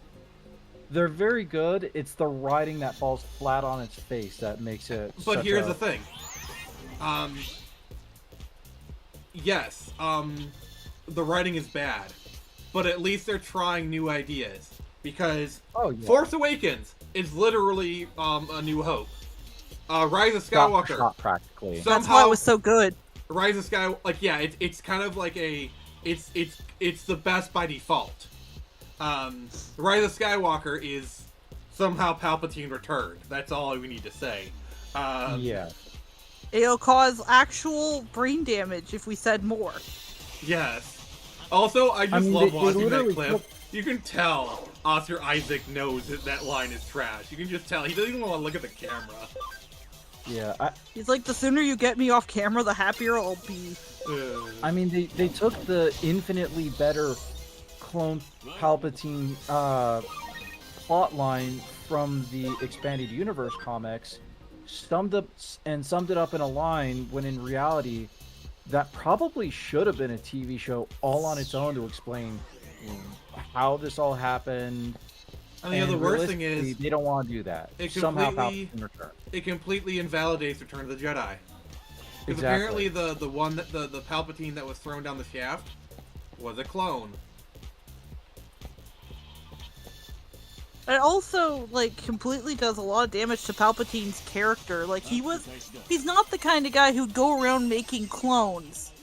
He was fully convinced that he'd live forever. Yeah, like it goes against his character. They turned him into like just a mustache twirling, like Mwahaha! yeah. Palpatine was supposed to be the ultimate teamer.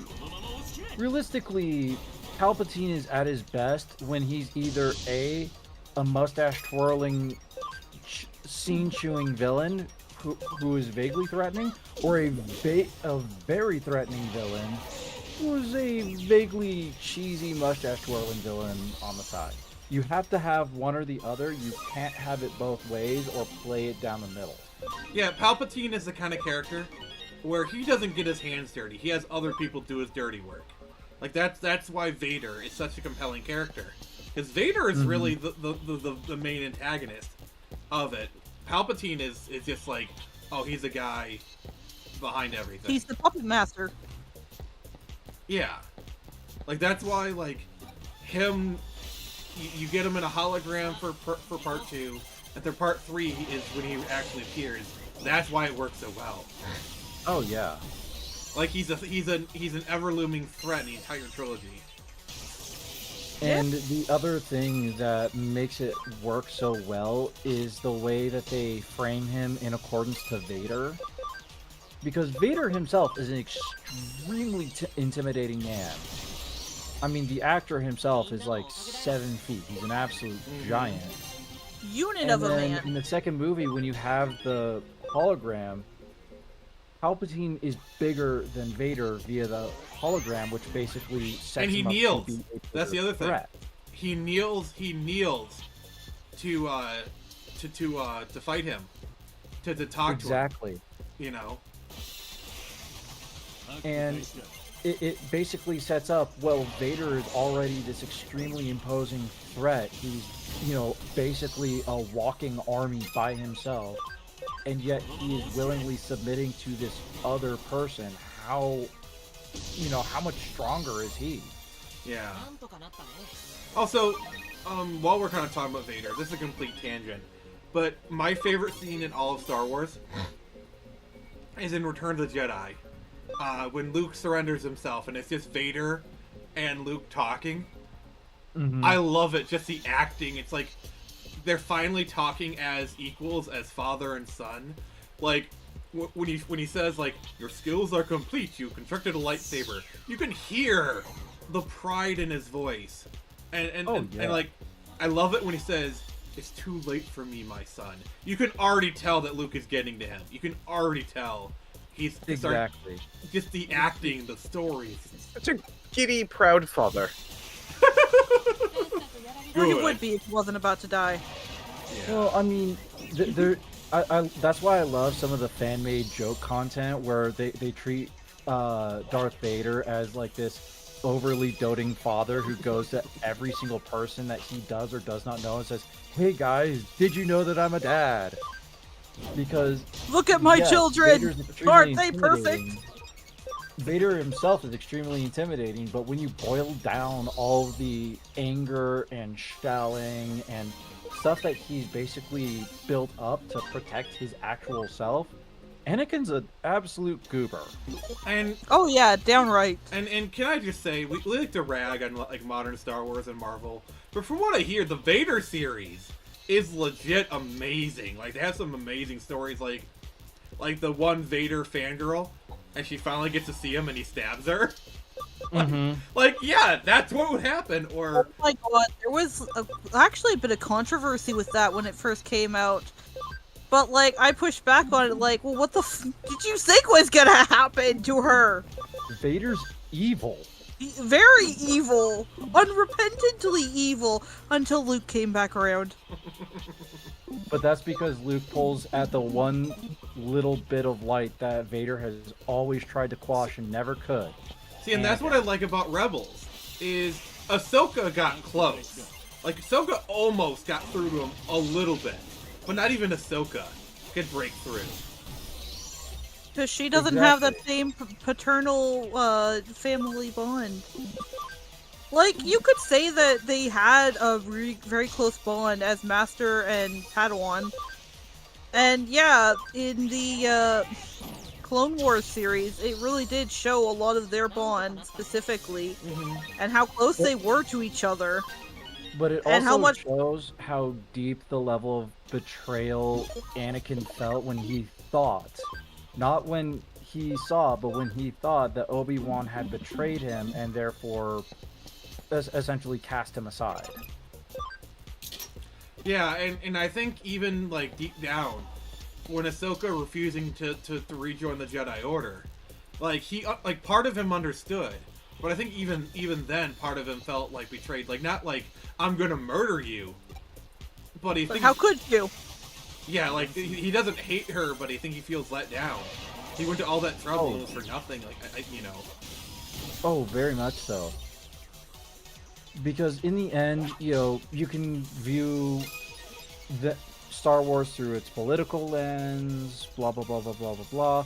But realistically, what the entire 6-movie series was about is it's a family drama of a man who fell off the right path because he didn't see things clearly. He was always hazed through emotion. And manipulation. Through perceived betrayal after betrayal after betrayal, he cut everybody out until his son came in, took the scales off of his eyes, and said, "Look, none of us actually left you behind. You were lost." To be fair, out. a lot of it is not necessarily Anakin's fault. The Jedi should have gotten him some damn therapy. I'm sorry. The Jedi Order kinda sucks when you take a step back and look at it hard. Yeah, like, it's... Like, they mega suck. Like, I'm sorry. In that scene with him and Yoda, it's very obvious something's going on with Anakin. And Yoda's just, like, completely oblivious. I'd almost say it's not obliviousness on Yoda's part, but rather blatant detachment. To be fair, Yoda does learn his lesson at the end of it, and I'll respect that. Yeah. Because realistically, at the time when he was dealing with Anakin, Yoda was so entrenched into the Jedi doctrine that realistically, if the when war was 900 not years old fought- you reach, be as morally flexible, you will not. Exactly. Sorry, it was there. But I mean, it literally took the Republic putting the war on his plate for him to even view it, which realistically, in that case, it was the right move to do, you know, to try and remove themselves from the war because it was all... They were never meant to be in the war to begin all with. that Like, crap. they were peacekeepers. They weren't soldiers.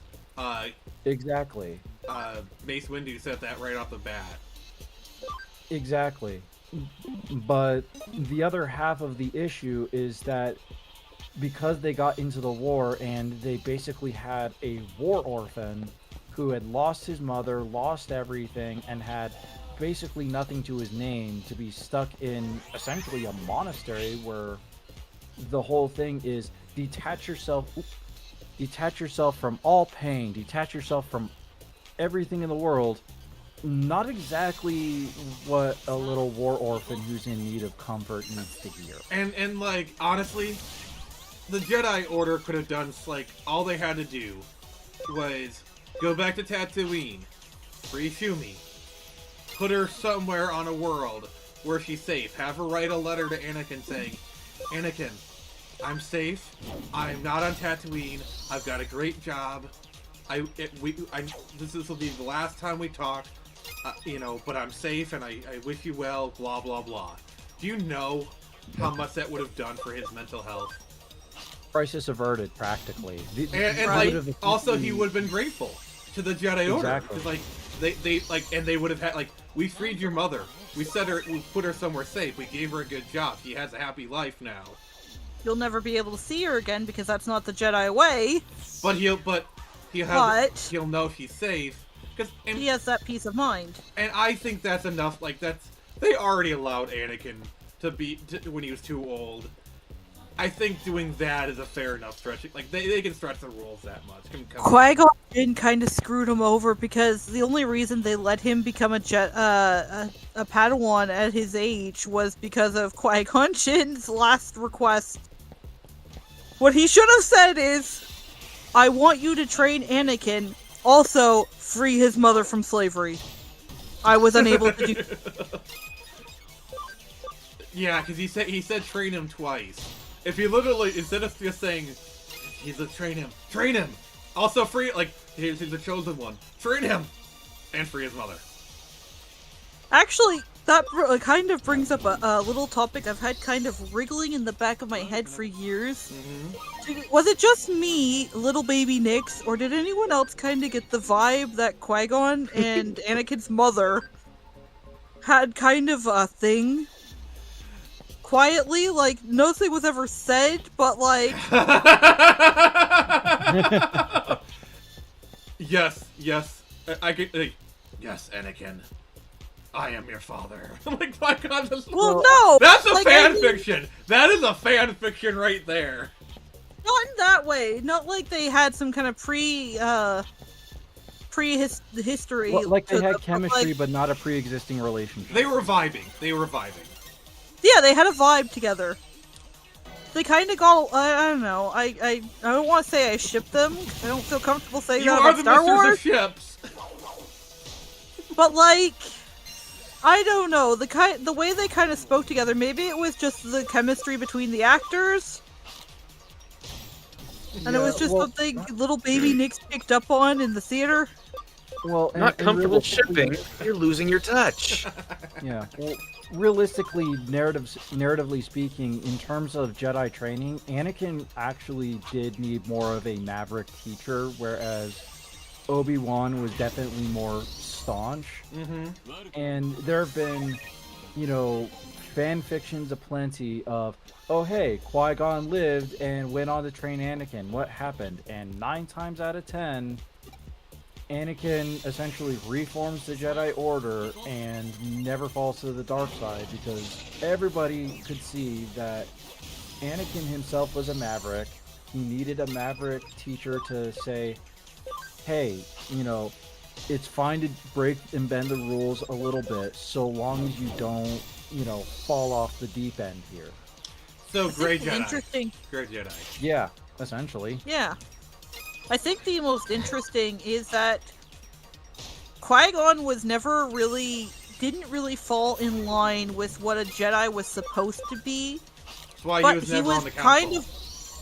He was one of the wisest, and he was one of the ones who got the most shit done up until he died.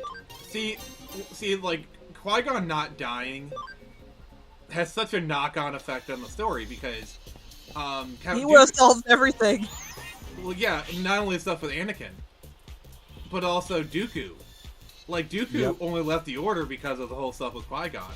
So Dooku would have never left the Order.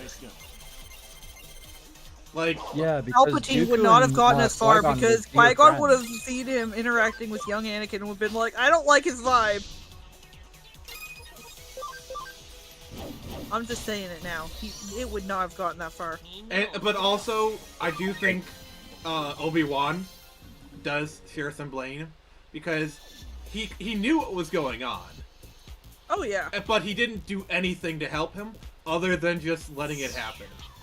Dude should have spoken up. Dude should have just said, Anakin, my buddy, I've seen Padme's robes have been getting bigger. I know you're the daddy. Alright, let's have a talk here. They're gonna keep you from the Jedi Order, but here's the 2 things. 1, you're a war hero. People like you. 2, your baby mama's rich. So it's like... Your baby mama's literally queen. Or she's royalty. She's like a Kennedy of Naboo, essentially. That's actually a pretty good analogy. Like, if Anakin got kicked out of the Jedi Order, it would not have been that big of a deal. He would have gone to live on Naboo, and the Jedi would have still called him up for missions, like they did with Ventress, and they did with Ahsoka. Sorry. And I mean, realistically, you know, what would be really funny is if Dooku never left and Qui-Gon never died. I could almost see that Qui-Gon brings Anakin up to Dooku and goes, "Hey, I need you to train him in lightsaber combat." Dooku takes one look at him and goes, "No." Or look at who, Anakin?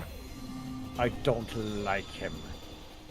And Anakin's like, "Well, I don't like you either, old man." You'll be dead! Sorry. Hey, I'll be right back. I need to grab something something to be eating. Alright. Alright, we'll probably be somehow for a little while longer.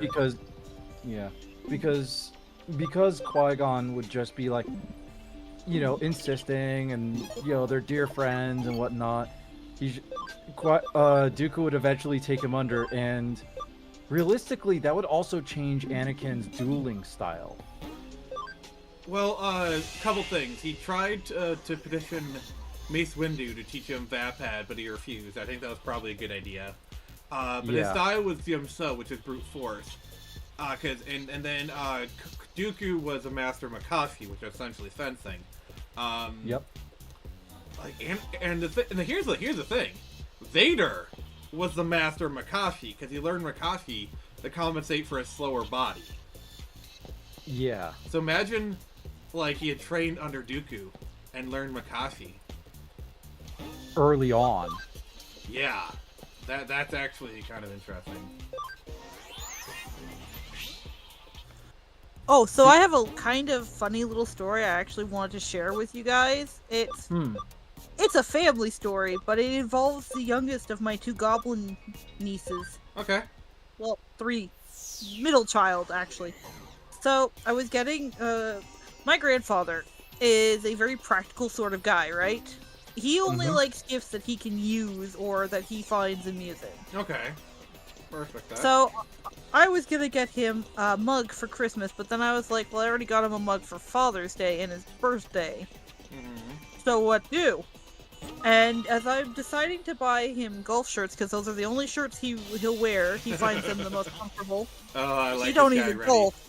I like this guy. He doesn't even golf. But my 3-year-old niece decides to pop in while I'm gift shopping, and I'm like, how about we just get Grandpa some shirts? And she gives me the single most viscerally disgusted look I have ever seen on this child's face. And goes, why would you get him shirts for Christmas? Oh. And I was like, well, you know, your great-grandfather, he's a very practical guy. He likes stuff he can use as gifts, you know? And she looked at me again and goes, why though? Let her let's wait till she gets older, then she'll understand. Yeah. Right? But I love it how it's like, as a as a kid, you're like, oh, socks and underwear, not again.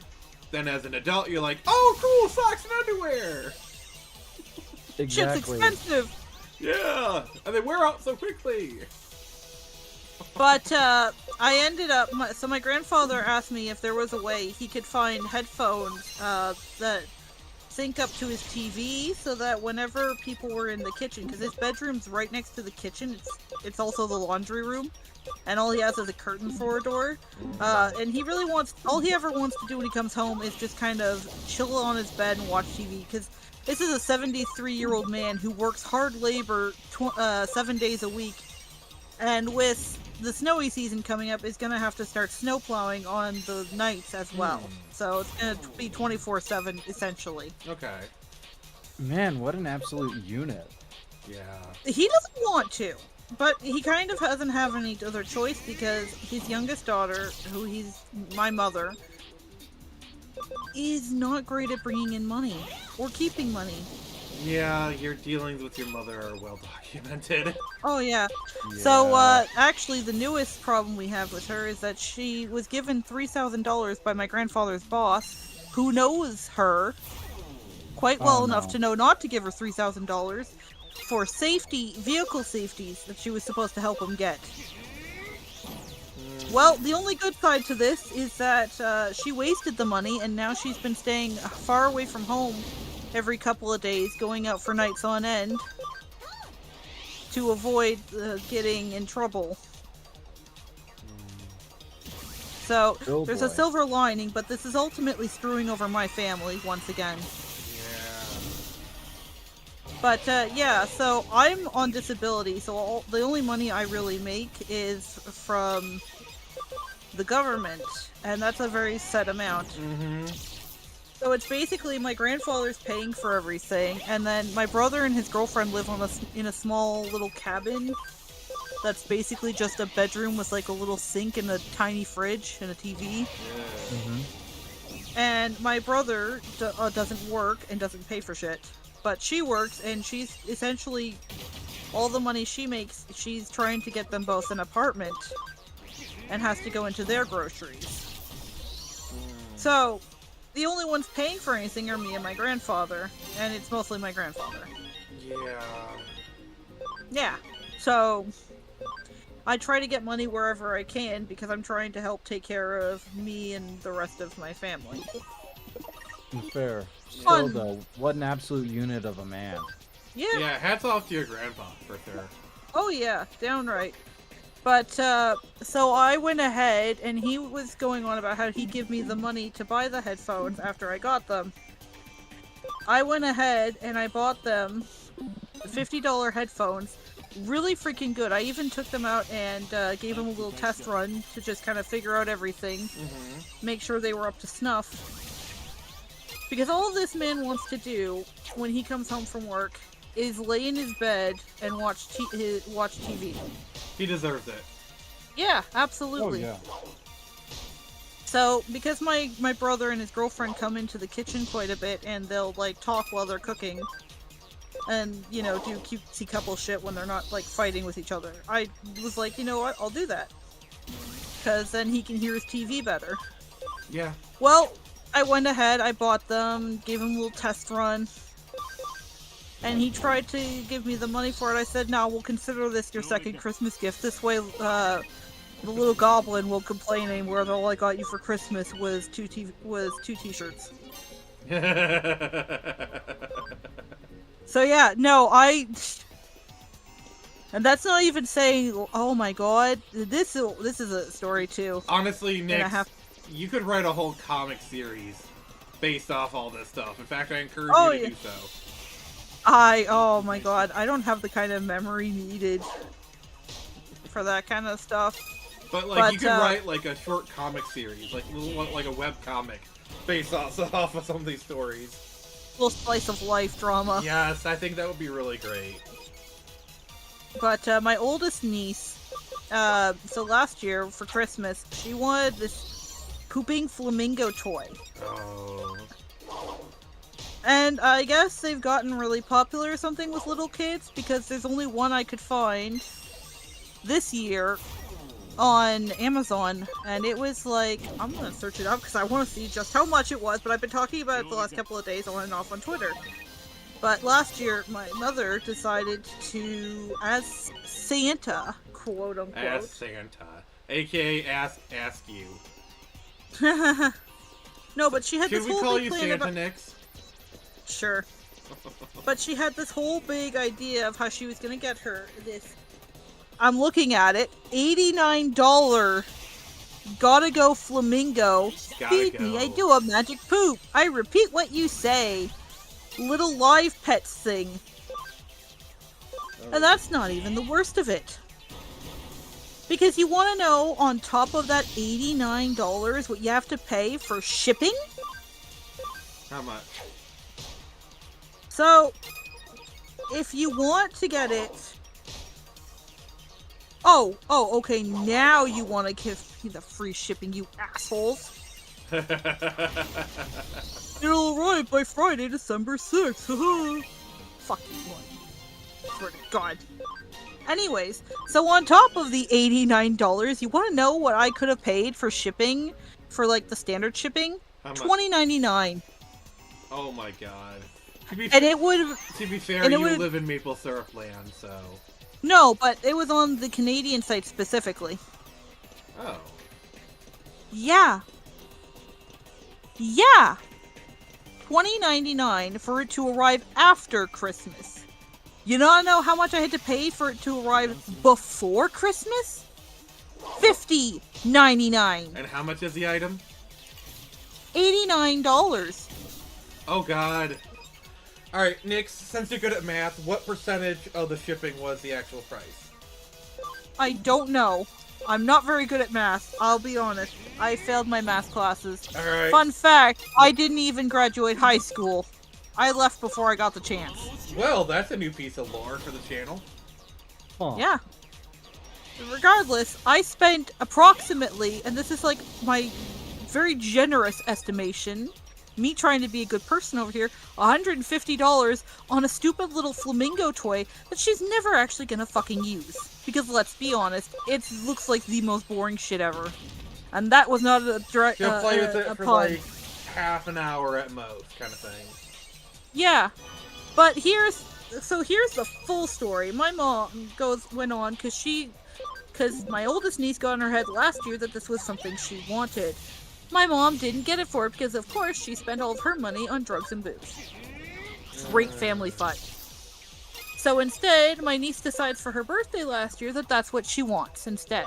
And my mom, as Santa, sent her a letter saying that's what she'd get it for her birthday. And that he's so sorry he couldn't get it to her in time. Her birthday rolls around in July. Doesn't get the goddamn flamingo. It's still very pricey. What the frick, guys? Right? So then, just a few days ago, my niece's mother calls me. Or not calls me, she messages me. And she asks if we got the pooping flamingo she's been going on about. Said, I'd love to save the $80 if you guys did, but she told me, I guess, that she got a note from Santa last year at your place that he would make her it. And I'm like, no, I tried in the past, but it was sold out then. And honestly, it's my mom's fault that she's been obsessed with getting it. Yeah. I kind of just been on the hope that she'd forget about it. Yeah. I should have known it. I said $100 on Amazon with shipping and handling at cheapest. And she's finally I said because I had been planning on getting my niece art supplies. My oldest niece has been getting really into drawing lately, and I want to nurture that talent because I think she's really good at it. Instead, I spent all that money on a gift from Santa, so she will be getting a gift from Auntie this year. And if she does, it'll be something very small. Drama. But I don't want her mother to have to go and pay $80+ over something my mom did. Right? That doesn't he's seem just gonna forget about in 5 minutes. Right. But, like, I know how much this means to my niece. And my aunt's advice was to kind of just not get it for her. Kind of let her get used to being disappointed and learning a lesson. Gently, of course. Not in like a sucks to be you kid, but more of a, well, you know, you can't always get what you want. Maybe Santa just couldn't get it for you this year. Yeah. But my whole thing, and my grandpa's whole thing, is that, you know, these girls already have kind of a deadbeat for a father and a terrible grandmother.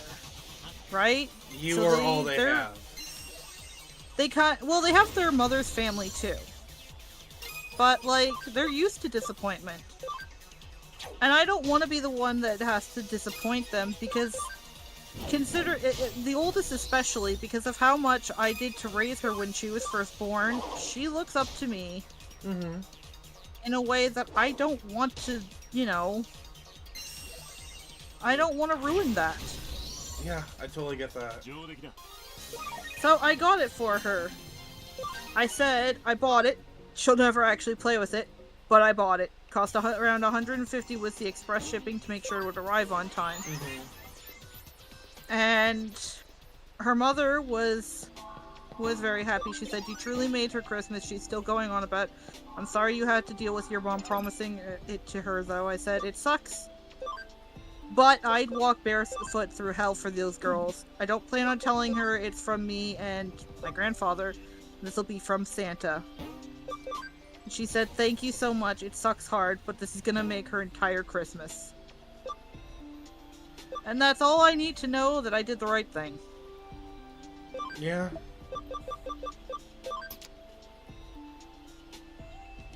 Cause, like, I don't know.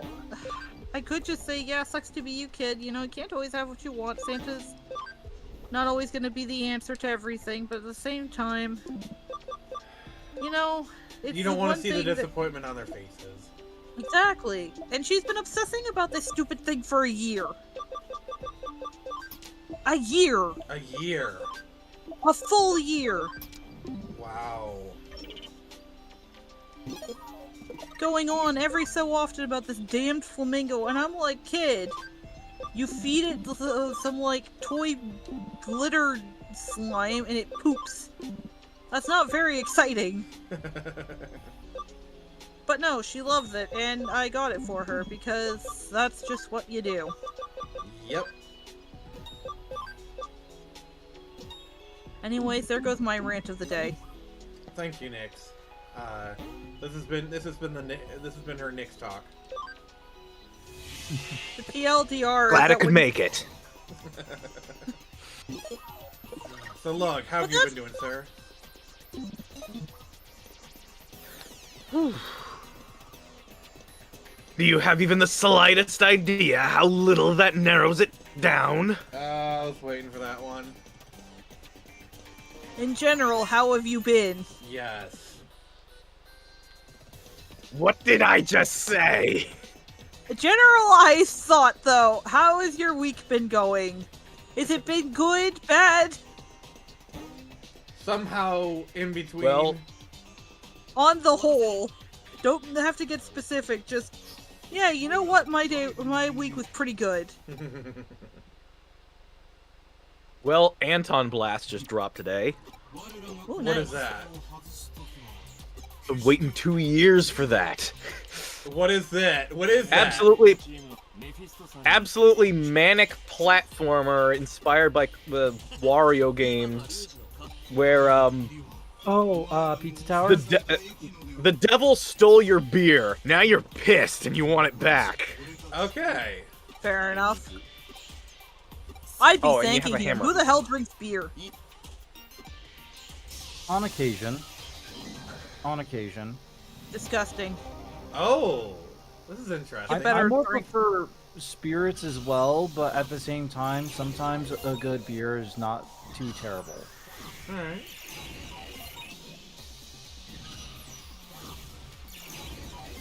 Oh, we got some. This is interesting.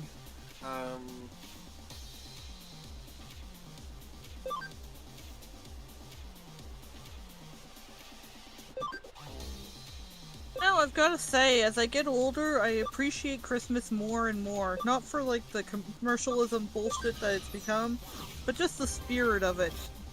Doing good deeds. Yeah. Peace on earth.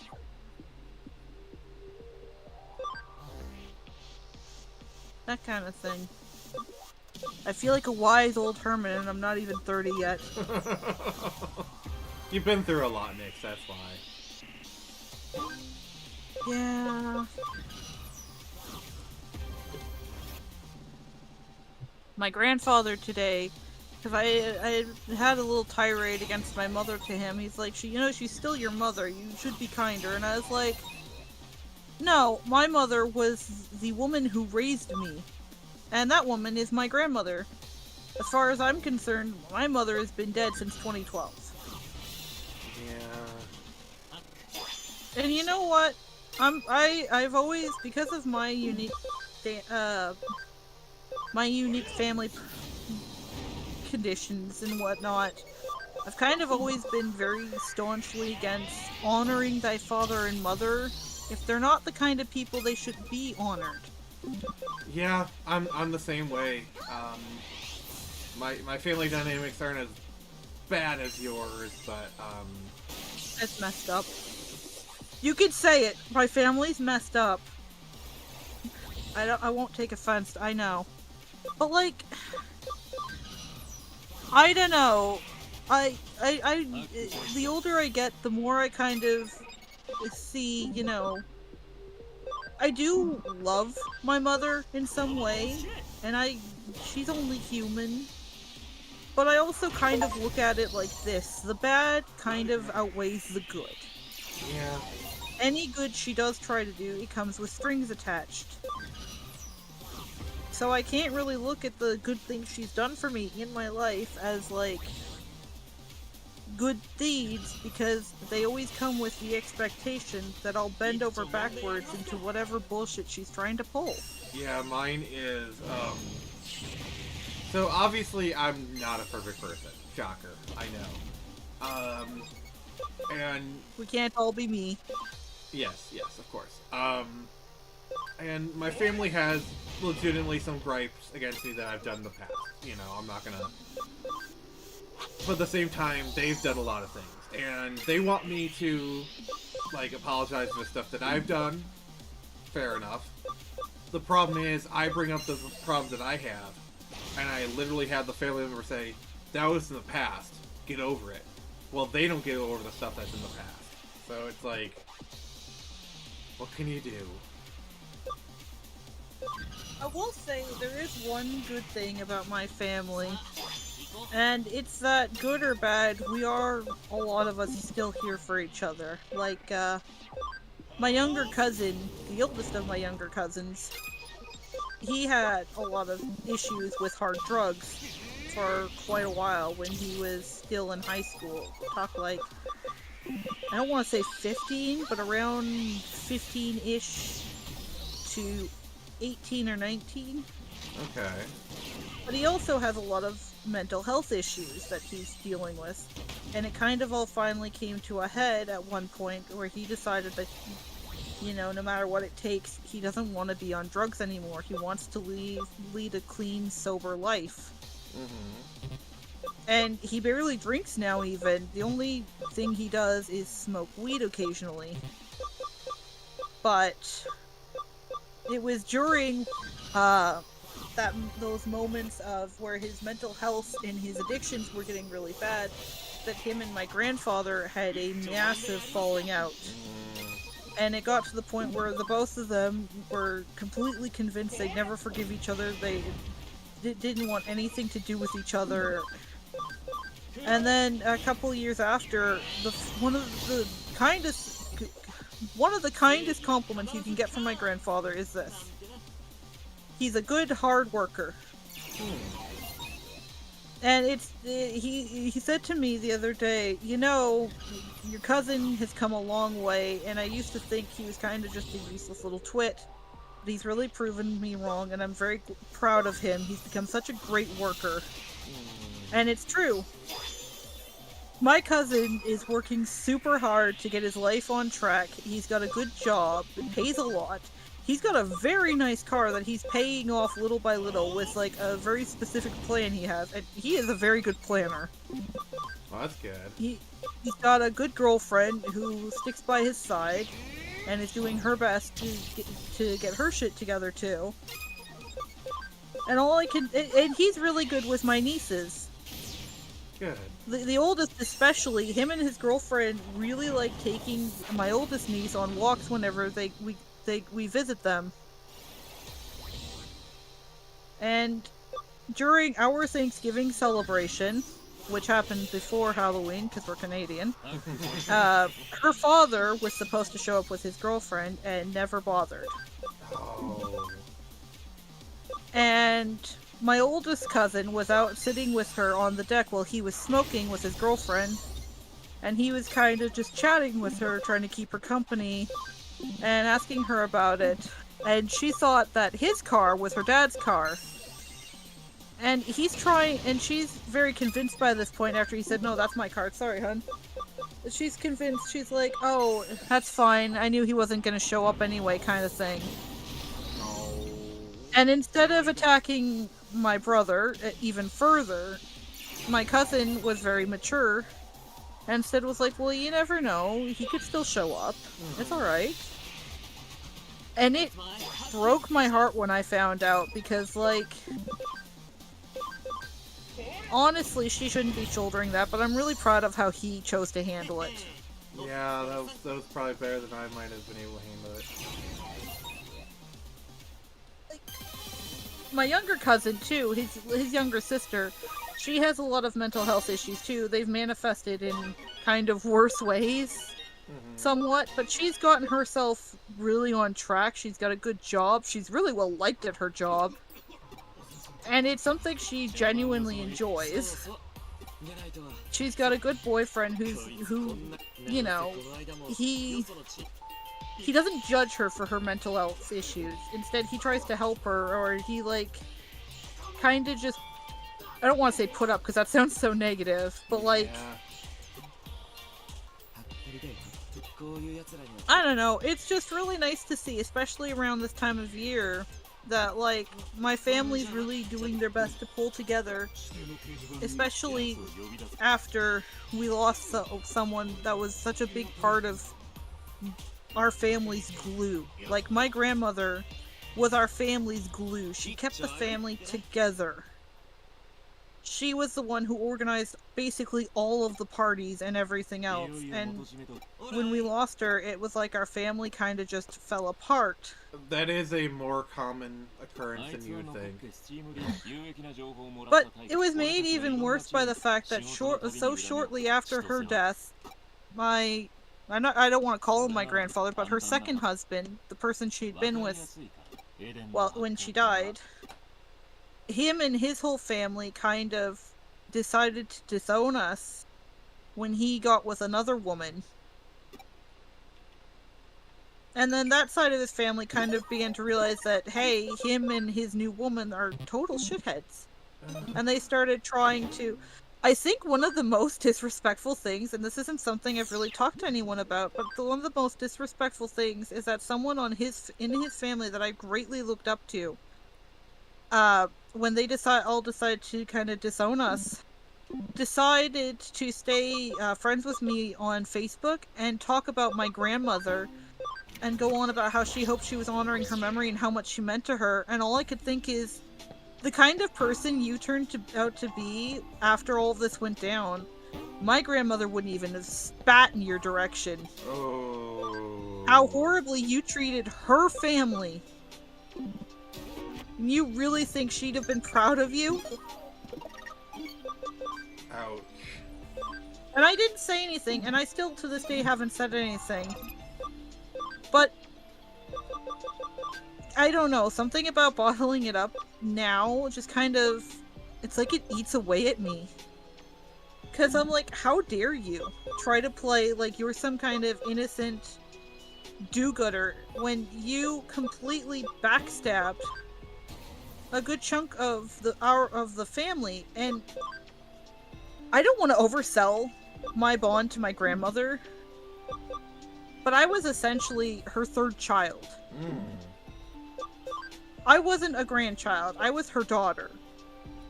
And even my aunt, her oldest daughter, would say I was probably one of her favorites.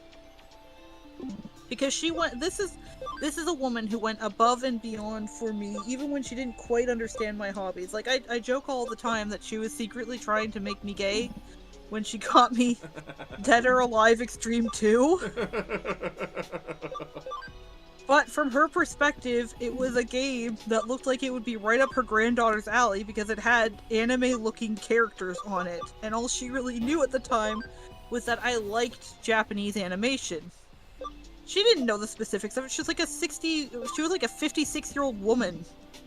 How would she in that era, in like the early to late 2000s? But like, and other members of his family have been like, oh yeah, you know, we don't talk as much anymore, you should come and visit us. And I'm like, you disowned me. Of course we don't talk as much anymore. You flat out disowned me. The only members of that man's family who didn't outright disown me were his nephews, who I always saw as my cousins, and they always called me their cousin. And, like, I it hurts to know that I was so expendable to that man. But then his family tries to act like it never happened. Yeah. Like it was just some big misunderstanding and hey, we should totally get together now. No! Yeah, that's the I problem. refuse! Yeah, I've dealt that before, where it's like people do something to you, and then years later they try to act like nothing happened, and then when you confront them about it, like, oh, I don't know what you're talking about. Oh, that was years ago. Why haven't you moved? Like they just try to gaslight you or turn around on you. Yeah! I I think the wildest thing, too, is not even a year after I was disowned. I was disowned at 16. Oh god. In the middle of the winter, at night, like 7 or 8 p.m., I was sent outside with a note saying that he relinquished all, like, paternal control of me, basically. I mean, that's not how it works, but okay. And he's completely relinquishing all, like, everything about me. He bought me a laptop, and then kept it saying that it was his new wife's. Before all that, though, I caught them burning some of my stuff. And some of my grandmother's stuff. And I couldn't save all of it. And I don't know how to, like, process that? Like, that was years ago, when I was, like, a teenager. People, unfortunately. But the worst of it is that woman, not even a year after, when I'm hanging out at my brother's house, I went outside for an early morning walk, in the very town that I'm living in currently, saw me while I was walking on the sidewalk and decided to pull over and chat with me as if she didn't completely upend my whole life. Wow. And ruin my family. And I'm just standing there like, did I cross over into the Twilight Zone? Yeah. But of course you can't make a scene in public, right? So you just kind of have to play amicable. Pretty much. And I hate it, because I always think back to that moment, and it's like, I have so much I should have said to her. Fuck off is top of the list. But also, you ruined my family. You came in, you destroyed my family, you burnt things that I owned, stuff you never should have even touched, things that my dead grandmother owned. You don't get to talk to me like you're, like, one of my best friends. I also should have told her to go die.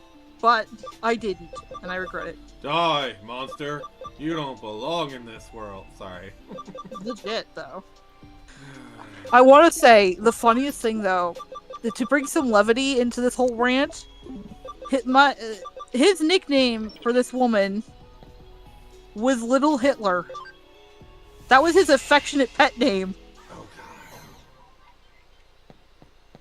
Why? I don't know. Oh. That's what passed for an affectionate nickname to this woman. This woman's kids hated her. She got kicked out of a bar in the city at one point because she was so unpleasant. That gives you a pretty clear picture of this woman. Yeah. But, like, going back to my original thing, I think all of the bad experiences kind of just help me to, like, appreciate the good. My family's much smaller now than it used to be, but we've kind of come together through thick and thin and become closer because of it. And I really feel it the most at Christmas. Yeah, I'm kind of a similar way, where I've had a lot of bad things happen to me, and I look back and be like, if I could go back and change anything, would I? And I think for a second, I'm like, no. I wouldn't change a goddamn thing, because for better or for worse, what happened in my life has made me who I am today, and I like who I am. I like who I've become. I like who I'm becoming. I am at peace with everything. Sure, there's some anger. Sure, there's some stuff. I'm in therapy. but I wouldn't change anything. Because because the thing that helps me, like, so when it comes to, like, the comics, I operate on what I like to call fuck you energy. And what that is, oh, you'll never make it in comics. Fuck you, I'll do it anyway. Oh, you'll never amount to anything. Fuck you, I'll do it anyway. You know, just like the desire to prove people the wrong, the desire to show the world that I'm worth a damn. It's a very potent fire. exactly, like, I had this little discussion with my oldest niece, and I kind of told her, we talked about how I ended up living where I am with the people I'm living with. And she asked me what the man's name was who disowned me. And this is a very general name, so I don't feel uncomfortable using it. And even if he does end up getting doxxed, fuck him, he deserves it. Yeah. I told her his name was Steven. Oh, I thought his name And the was first- Slim Shady. The first words out of this 6-year-old kid's mouth is, Steven. Ugh, that's such a bad name, isn't it, Auntie? What? Yes, she's already got the age-old art of talking shit as a woman down. She's. I'm just gonna say this, Nix. You women can be freaking brutal. Oh yeah. Like when you want to unleash a verbal teardown, you women, you nasty. You get nasty. But oh my god, anytime I do actually verbally tear someone down, I always come back like later and I'm like, oh, I should have said this or this or this. I have so much ammunition that I did not use. But it did not come into my head at the right moment. That's what the shower is for. You could air out to all your grievances to your shampoo bottles. Yeah, but then I kind of want to go and write it all down so I have it for later. Oh, you encounter them again, you bring out your notepad, be like, oh yeah, round 2, bitch. So there's this moment. Oh, sorry, next. Oh. We're gonna say Sharon? I was just gonna say, when I try and think of trash talking stuff, I just look deep inside myself and ask myself, what would Dagoth Or say? Dagoth 4? A pox on your house. Come, my Nerevar, we need to go and ride on these unwas and these unwashed cat faces drowning in moon sugar. I figured this was Elder Scrolls thing. Oh yeah. I could tell. Dark elves. Dark elves are so dramatic.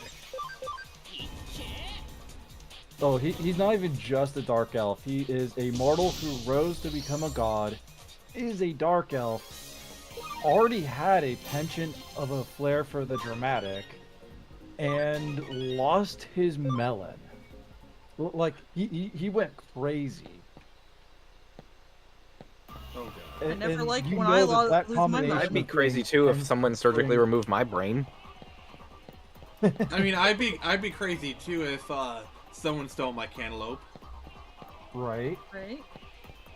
And just the things that would come out of, like, just the game character's mouth, let alone the people who write AI scripts based off of his character, is just, is chef's tier insult. Yeah, the Shigorath quests have always been pretty wild. Oh, yeah.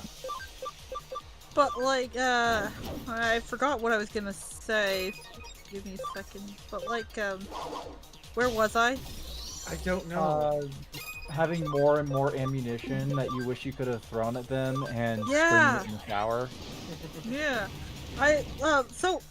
So there's this moment in an episode of the anime Axis Powers Hitalia. Oh god, that anime. I'm having no, flashbacks. not Help Hitalia. me! Help me! But there's the character Canada who he's a love-hate relationship with his brother America. And in the manga, I don't know if they ever adapted it to the anime, but there's a moment where he goes on, it just tears America down verbally for like 3 to 5 hours, and by the end of it, America's sobbing. Oh god. And I'm like, yeah, you know what? This was earned because Canada's like an amicable guy, but he's always getting shit on for his brother's stupidity because they're so similar that people forget Canada even exists and they kind of just think he's America. And I'm like, you earned it! But you are You America. earned You're Canada America is a war light. criminal. No. No. And we will not be annexed. I don't care what anyone says. Yeah, Oh, I think it was like, okay, we're not going into politics here. People no, are like, this we isn't should free politics, this is Canada! history. No, go away! We have been trying to annex Canada for over 200 years. I don't think it's going to happen at this point. No. No, and if you try, I'll summon my polar bear army. Oh no, our weakness. Like, yeah, things have gone to shit in Canada, but like, considering everything that's gone to shit in America, I think we're okay back where we are. Yeah. It's not like good and evil. It's evil and the lesser evil. The evil you know, the evil you're comfortable with. I'm not comfortable with Justin Trudeau. Nobody is, but you kind of have to force yourself to be. He's an acquired taste. Alright, okay, I want to bring this back to Italia. I had a friend, Axis Powers Italia was like such a scourge on the mid-2010s anime scene. Oh my god. I loved it. I loved it. Like, I had a So friend... You were one of those. I had a friend who was like a big cosplayer and he went to a lot of anime conventions in the mid-2010s. Oh my god, the stories he told me. So I they were never doing... did get around to this one. They were doing a Axis Powers Italia photo meetup. And a Belarus cosplayer noted, that's all I need to say for a lot of you people, like, oh, of course it's Belarus cosplayer. Yeah. Wanted a picture with somebody. This lady pulled a knife. An actual... Oh, gobble chewing character. Back in the days when I would go to NDK for conventions, it was the rule that if you see a cute girl, you know, as a guy, and you get to talking, and within 5 minutes she says the words "Axis Powers Italia," you just kindly shut down the conversation and walk away, because 9 times out of 10 she's a nutter. Even Yeah, worse if definitely. she's a Belarus cosplayer. Oh, I mean- if it's a Belarus cosplayer, you don't even talk to her. You just Do not straight approach. up You make a- avoid her. You basically give her like half an hotel length of wide berth. No, you Exactly. just leave the convention altogether. Get out of there as Oh, fast okay. as you can. Nix, can you please explain why we're talking like this about Belarus cosplayers? Okay, so I actually kind of liked Belarus, kind of, Oh sort of. my god, as that it explains went, so much. But like, I was never complete. Her whole thing is that she's deeply in love with her older brother, Russia, and he is absolutely terrified. She isn't just yandere; she is the Super Saiyan yandere. She's the yandere final boss. She's bat crap crazy. And when you have a character who like Russia, who is down the scariest motherfucker in that series, hands down, like, he's terrifying without even trying to be. He's got this kind of childlike innocence to him that makes him even more frightening. But when you've got the big bad Russia terrified of you, it's the point where he's hiding behind it's a Worf furniture. effect kind of thing. It's You literally the know Worf she effect. does. Not really. No, I the don't Worf think she effect. interact. The Worf No, effect. but I don't think Sorry. it's more like I don't think she interacts so much with other characters that aren't like directly linked to Russia, and everyone's terrified of her. Like, most everyone, All right. Well, but Russia especially, because he had to grow up with her. All right, Nix. We have a new commenter. Can you read it, please? Ashes says, I got this physically on Switch recently, but I haven't played it yet. I plan to once I'm done going through all the Final Fantasy Pixel remasters. Yeah. Good. Ashes, I've got a new- I originally played this on the Switch as well, and yeah, this game is really good. It is definitely worth your time. In fact, the only Yeah, reason we're and- playing the DLC is I've been replaying it on Steam, so like my main file save is pretty deep in. And Ashes, I got a tip for you since you're a Switch player and I predominantly play this game on Switch as well. If you leave the game on, like you don't exit to the home screen and you just sweep your Switch and dock it, when your Digimon are in the farm, they will auto level and you'll get very powerful Digimon very quickly. Good tip. Oh yeah, that's actually some good ones. Yes, thank you, sir. Appreciate it. Going back to Hitalia, I think Hitalia is the first time I've ever had like a gay ship on my radar that I didn't immediately hate, and it's the ship of the Holy Roman Empire and Little Italy. Oh god. Like North Italy. North Italy specifically. Because there's North and South, and South is... He's such a jerk. It's adorable, but like... Leave the gun, take the cannoli. I think South Italy's the only tsundere character I can actually stand in a series. Because, if you know my Twitter, you know I don't like tsundere characters all that much. Well, the problem with the tsundere characters is everyone who writes them, they always just go with the tropes. Like, it's like, oh, I'm writing a tsundere. They don't really innovate on it. It's just all fun. No, they don't give them more of a personality around it. Yeah. Like, I wouldn't mind it so much if we saw less of the violence and more of the, other stuff. Ashes says, nice, I'm gonna forget that because I'm at work. Can I drop my Twitter and have you just message that tip to me? I got a few minutes of lunch left, but I'll leave the stream up on mute when I go. Ashes, hit me up on Twitter, and we'll figure something out. And thank you. Hooray. That is appreciated. We're gonna be going for another like half hour or so. But like, if you watch the okay, so not everyone's seen Hitalia, but there's Ooh, memory. kind of flashbacks to when North Italy and all of them were like little kids. Not everyone, because they all have different ages. Kind of, sort of. It's confusing. But when North Italy was being raised, kind of, sort of, more indentured servitude under Austria, everyone thought he was a girl. So he was constantly dressed up in little dresses. I don't think Hungary, because she was there too, I don't think she thought he was a girl, because she didn't seem all that confused. That reminds me. Broke. Nix, what do you think of the whole Bridget situation? Oh boy. Yes, I'm breaking one of my rules right now, but we'll just be very surface level with this. Nix, what do you think?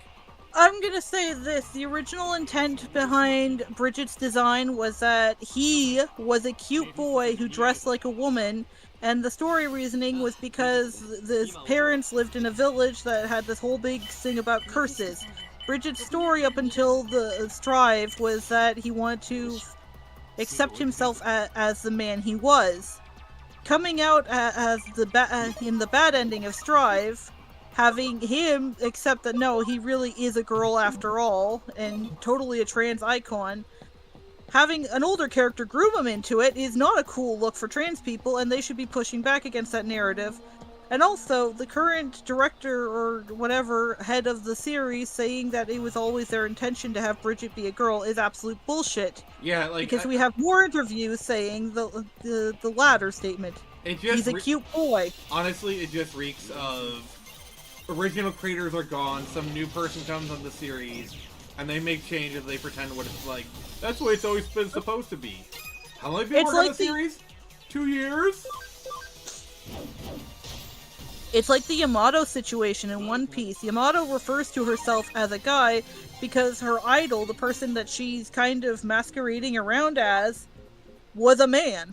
Remember, but Yamato is confirmed by Oda to be a woman who thinks of herself, who knows that she is in fact a woman. She isn't transgender. She isn't anything else. She's cosplaying as her hero, and that's it.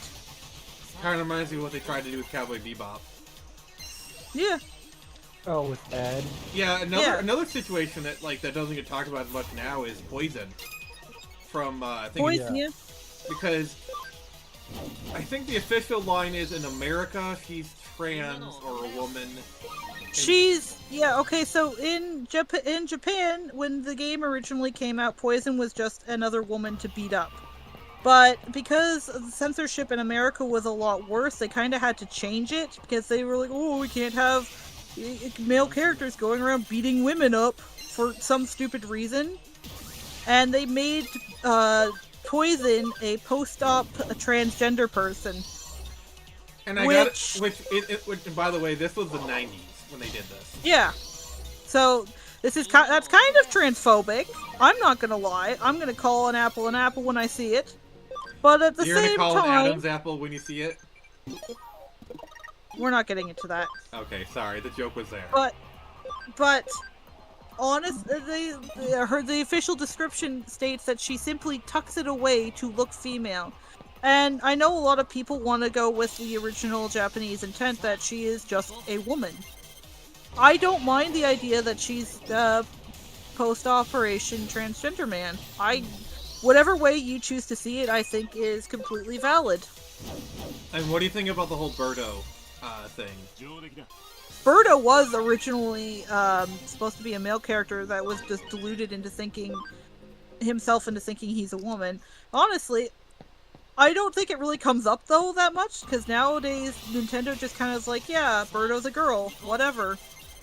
I actually feel like Nintendo handles a lot of these situations better than many more companies. Oh yeah. Like, one thing that comes to mind is the getting into Gerudo Town quest from Breath of the Wild.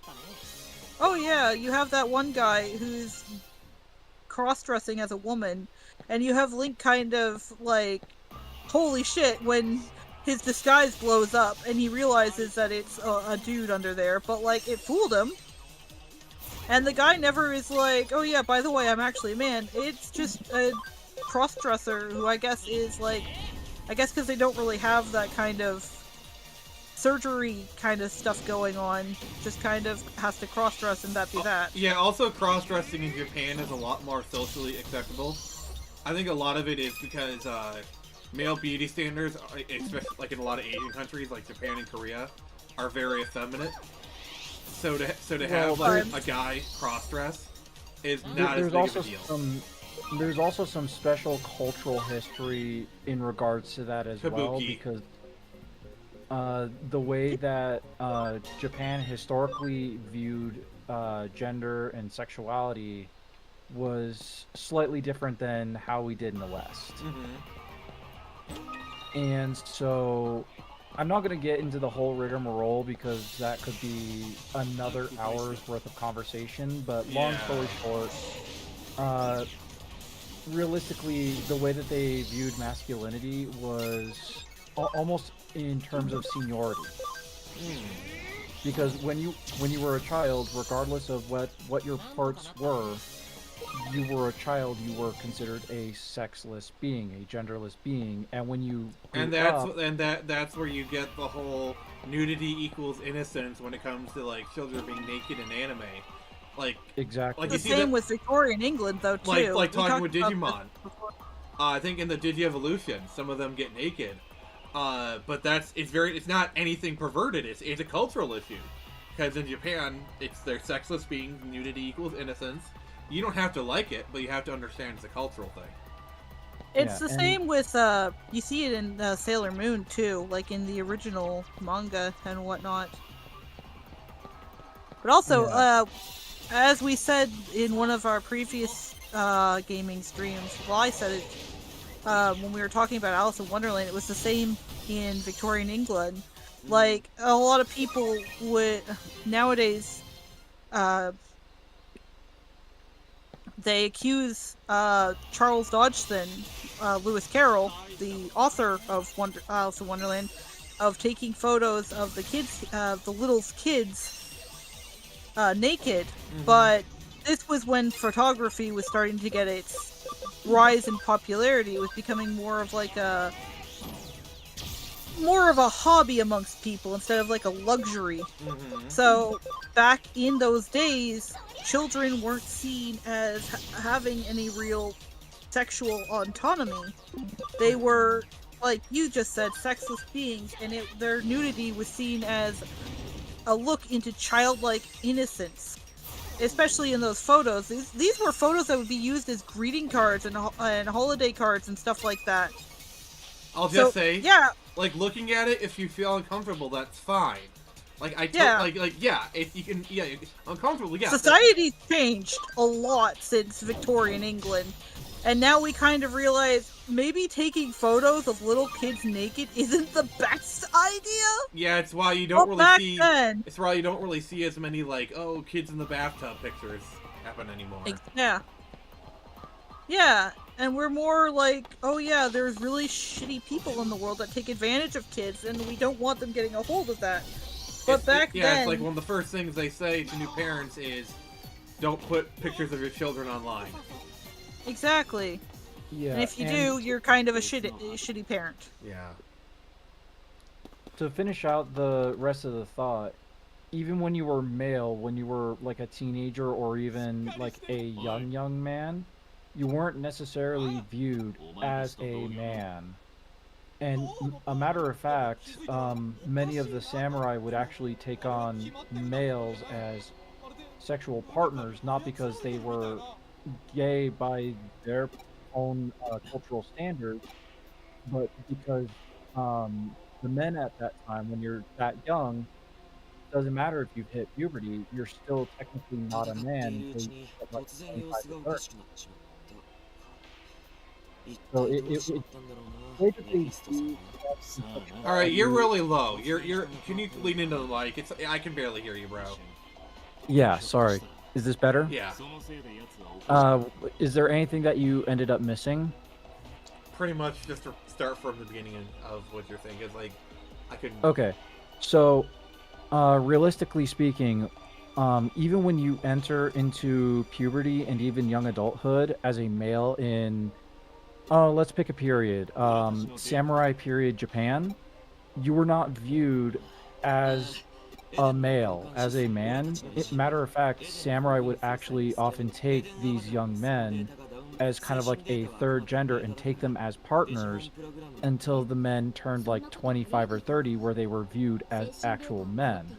And it wasn't a homosexual thing because these men were viewed That sounds as... like a loophole. It is a loophole. It It sounds very much like, oh, we didn't No cross homo, swords, bro. so it's okay. No homo. We Yeah. declared no homo. Yeah, it's very much a loophole, but it's one of those cultural loopholes that has basically formed a lot of the way that Japanese culture views their gender and sexual expression. And so that's why we have a lot of problem communicating about that particular subject, especially between America and Japan, because the way that those particular subjects are broached are almost exactly opposites. It's kind of like those jokes about how extreme violence is okay in America, but nudity isn't, and then you have nudity in Japan is more okay. Extreme violence kind of less so. Yeah, Are Yeah. it's the same kind thing of in sort of Europe. true. Yeah, it's the same. You get the same thing in Europe. Like, Yeah. I've said this It's before on different streams. Like, in America, we can have like the most graphic depictions of violence, but don't you dare show a nipple. Versus like European content is, oh, we can have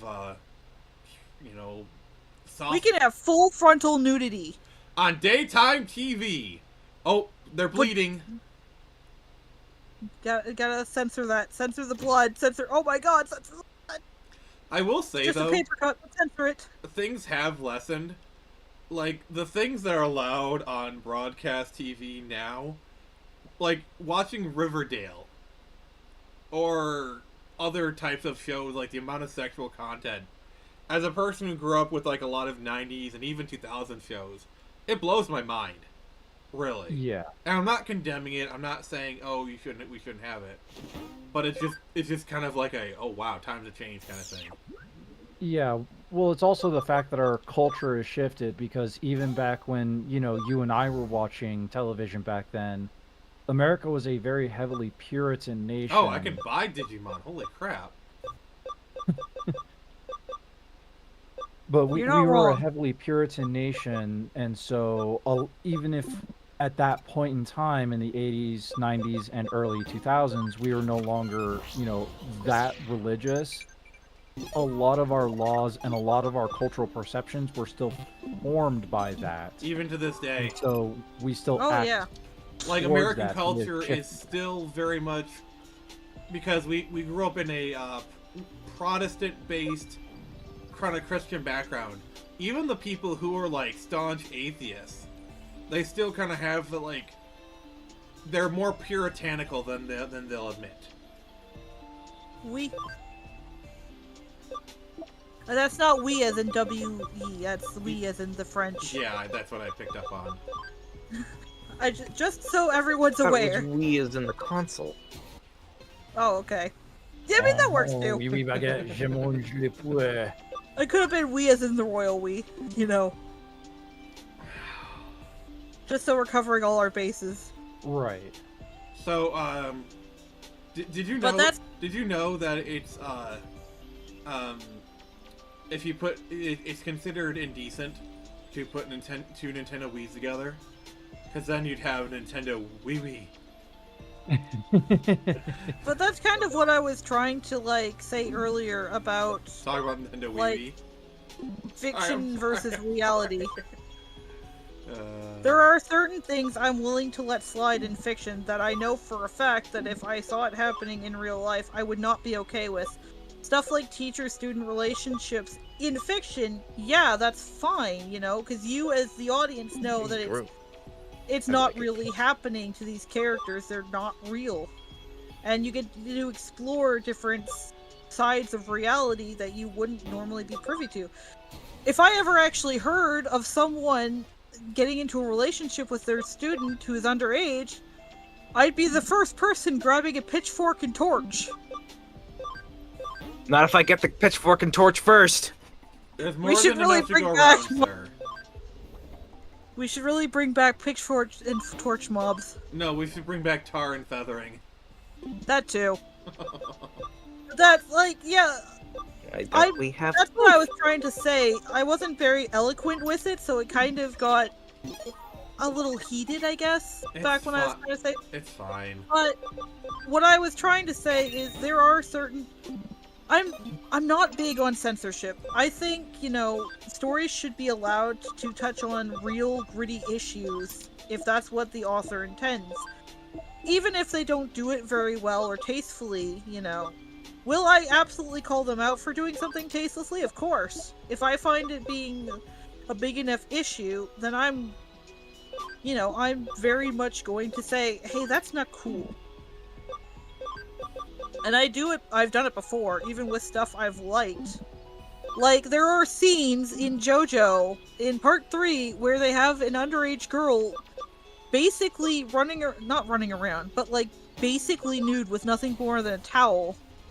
And a character who's perving on her. An animal character, at that. And he gets his just desserts. Jotaro beats the shit out of him. Did the scene make me uncomfortable with the essentially child, unclosedness? A little, yeah. I probably won't go back and rewatch that episode very often because it can be very uncomfortable, and if I do, I'll probably skip out on it. But I don't think Araki should be told he should never have done it. It's his story. I don't know, I'm more relaxed with things in fiction than I guess a lot of other people because I know for a fact it's fictional. Yeah, these things happen in real life and we should be very aware of those dangers. And we should absolutely call them out when we see them. But in fiction, it's different. It's a place that you can explore that kind of thing and the ramifications of that thing. From the safety of fiction. What fiction provides. I don't know, that's just kind of how I've always seen it. Because that's kind of how I've always been taught to see it. It's fiction. Fiction has its place in the world. And if we started censoring some fiction just because it made us uncomfortable, then where does it stop? Alright, get to the financial institution accessing URL from terminal. Okay.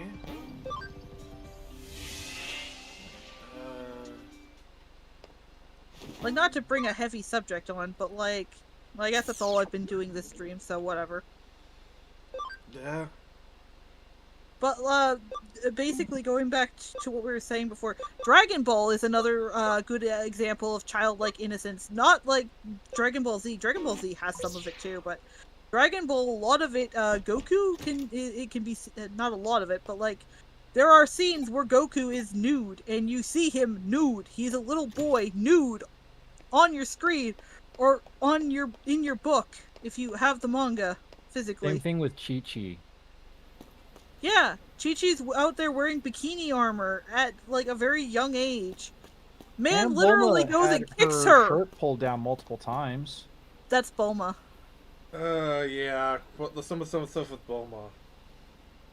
Bulma's a teenager at the time, and she gets in on the lewdness, and you know what? It all goes back to the cultural shit. Yeah. Is it uncomfortable? Yes. Because we, as a modern American-ish audience, I say ish because I'm not, I guess technically I'm North American, so it counts, but American Yes, audience, even Brazilians are Americans. Oh god. we, as a modern American audience, have been taught that this is something that is bad and should not be seen.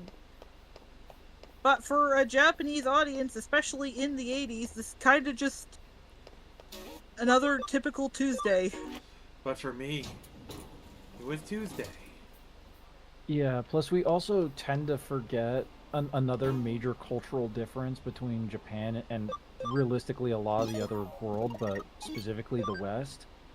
Japan is such an insanely high trust society that the kids there get away with a lot more than we do on the other side of the pond. Yeah. Oh yeah, way more. Like, as just a really fast anecdote, back when I last year when I went out to Kyoto, Japan, just to kind of see Oh the my side, god. see a bit of You are so flexing right now, bro. just a I little, hate you.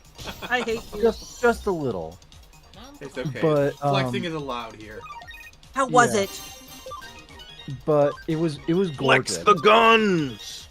It was worth every penny and more.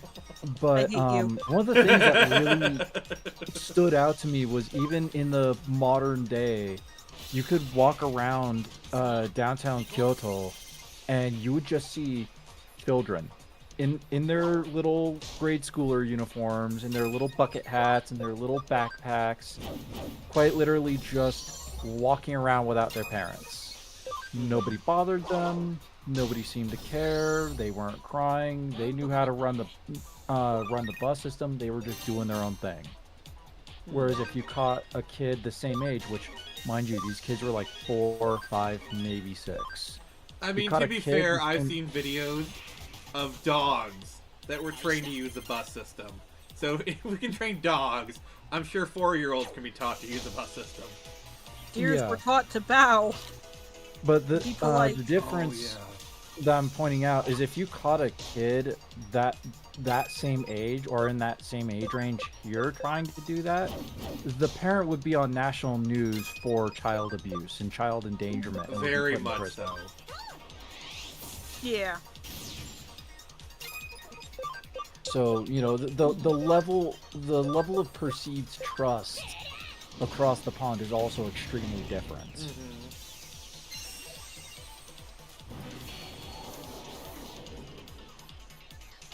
I don't know if you guys have ever heard of it's a Japanese indie development team. I think at first they started as just 2 brothers, but they do horror games. Mm-hmm. I forget.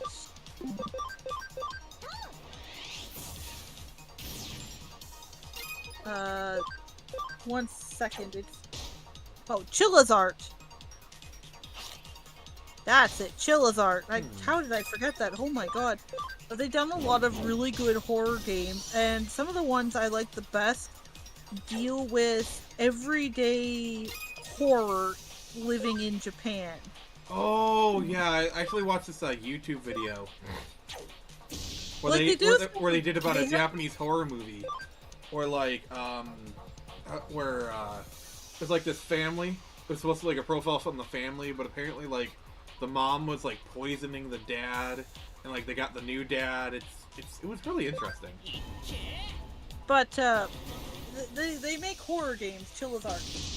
And it's all about the everyday horror of like living in a city, the cities of Japan. Yeah, that's kind of like from what I understand, like a big genre of horror in Japan, like modernity of horror. It kind of reminds me of like the '90s in America. You know, like the type of movies we were getting. Like Office Space is a very '90s movie. Fight Club is a very '90s movie.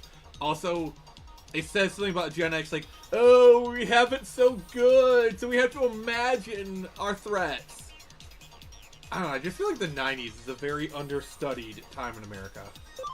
Oh, very much so.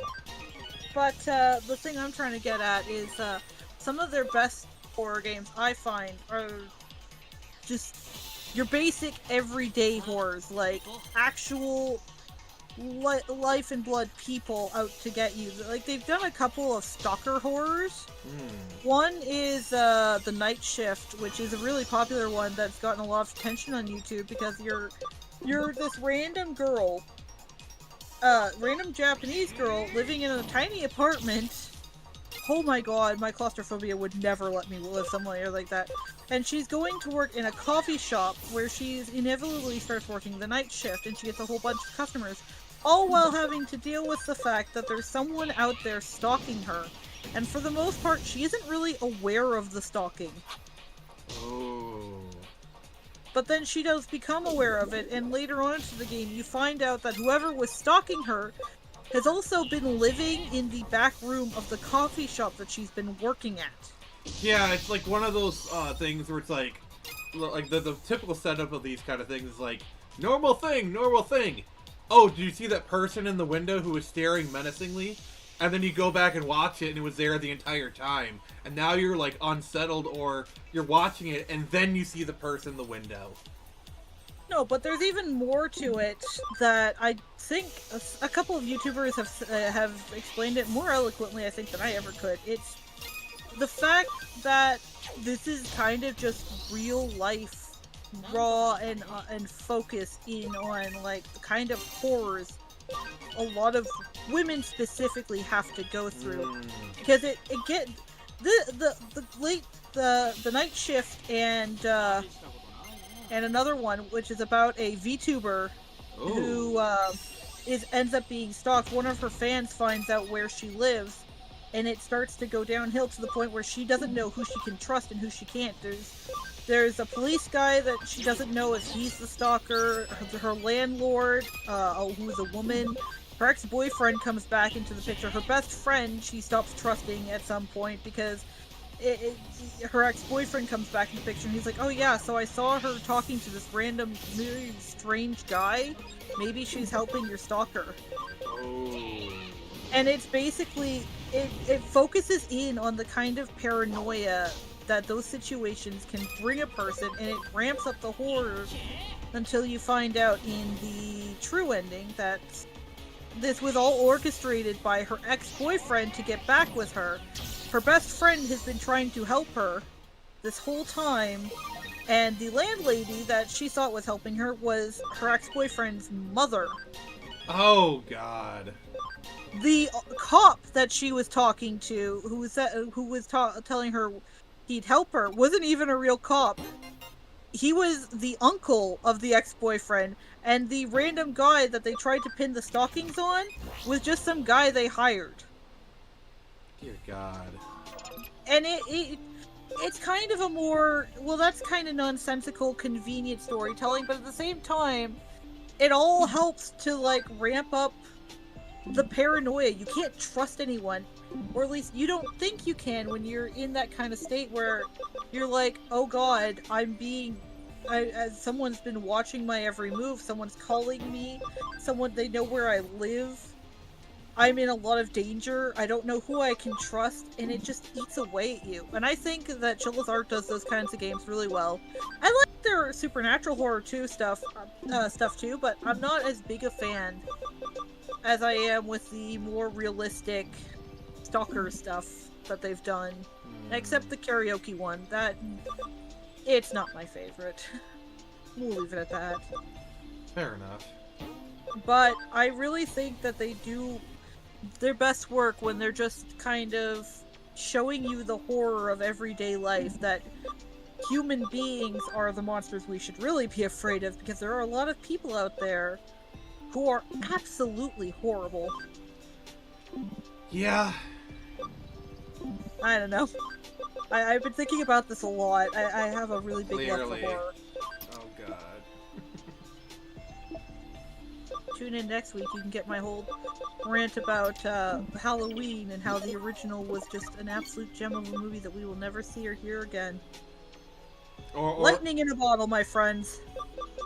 or like how like basically the entirety of the Friday 13th franchise is completely divorced from the first movie. Well, the second movie not so much, but yeah.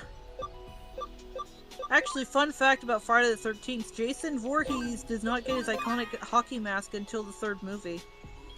Really? Oh yeah! See, in the first one... Okay, I haven't even seen them, so I wouldn't have noticed. In the first one, it's his mother who is just acting out of revenge against people who, let's be honest, didn't have anything to do with her son's drowning, because they all had to be told the story of what happened to Jason Voorhees years ago. So, yeah, the All second right. and Real quick, second need movie to was mix. bag on his head. I gotta pause you for a second. Huron, need your help. Yeah, what's up? Alright, so I gotta go to the financial institution server by accessing the URL from terminal. I have no idea what that means. Alright. What chapter are you in? 4? Let me just check. I am in chapter 3.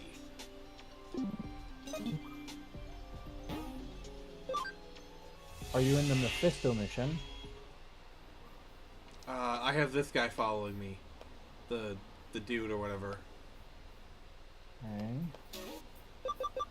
Mephisto mission.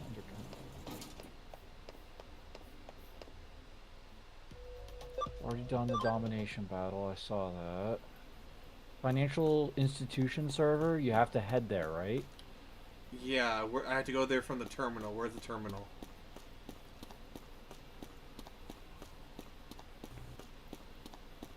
You can access it from Eden. Okay. So I'm going to Eden. Alright.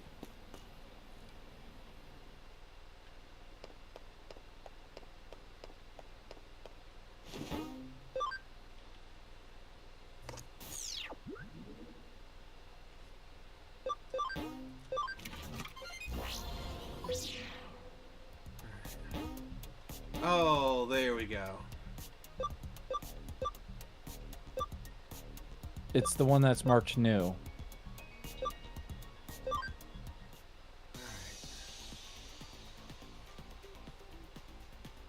Alright. It looks like this is going to be the finale for chapter 3. Alright, so we're gonna finish chapter 3, and then we're gonna call it a day. I think that's a good place to end. Yeah, that makes sense. Fair enough. Yeah, we're almost on the 3-hour mark anyway. We will be continuing this next week. I think people are enjoying this, I think. I don't know. I mean, honestly, with the many fumbles that Pokemon has been kind of pulling, I think a lot of people are turning towards Digimon as at least a moderately more quality-based competitor. I mean, look in at terms Pal of World. monster catching. Look at like Pal World's success was it almost entirely fabricated on fuck you Nintendo. Exactly. Like I'll look at it.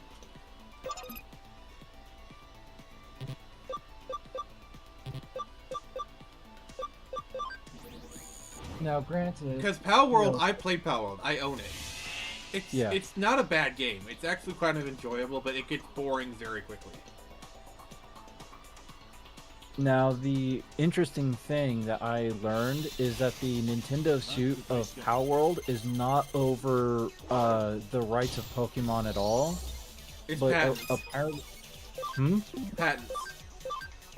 yeah, it's all about patent stuff, and apparently, it's Sony trying to make moves to reattempt to subsume Nintendo under their umbrella. I don't think it's that far. And because like to say, oh, all these suits, the Pal World's done for. If that was the case, Sony would not have partnered with them, and they wouldn't have Terraria wouldn't be partnering with them. Like the thing is, Pal World has Sony money, and I think Sony will probably eventually buy Pal World. I'm pretty sure that's gonna happen. They'd be stupid not to. So. Well, I mean, we also see the Sony and Katakawa merger that's eventually going to be happening here pretty soon. From what I've heard, Katakawa was actually the ones who started that. Yep. And I think that was mostly to prevent, yes, it's bad because Sony will have control of all of the anime stuff in the U.S. They will have a legit monopoly. Yeah, well, it's what's called a vertical monopoly.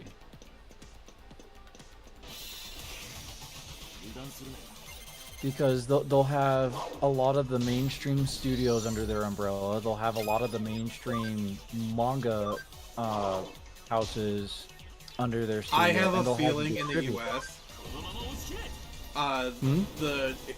If the FTC has anything, they'll force them to divest some of the anime stuff. Unfortunately, they can't. Why can't they? Because even though Sony Entertainment Incorporated is a US-based company, that's only their gaming division. What they would have to hit is Sony, which is still a Japanese main company. And they can't legally interfere in another nation's legislation. Tell that to Americans. I mean, I'm not saying that they won't try. I'm just. Did you see the CEO of Visa Japan talking about how he's using the power of money to censor Japan, Japanese anime? Mhm. Yeah. Sorry, that made me so mad when I saw that. Nix, have you heard about that? Maybe. Sharon, are you familiar with it? Very mildly. Alright, I don't want to... I've only read one Twitter post. I can't claim to be an expert on it. I was hoping Throw would be more familiar with it, but...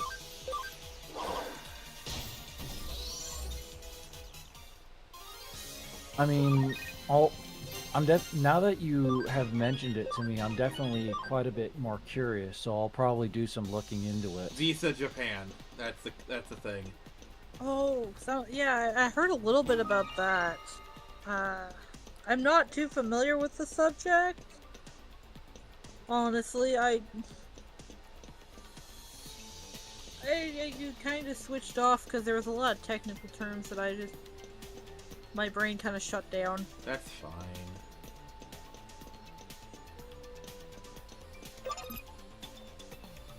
Wait, Well, I do have my my Twitter header as no thoughts head empty, so. Yeah, you're living proof at the moment. We. Okay. And happy. Yeah.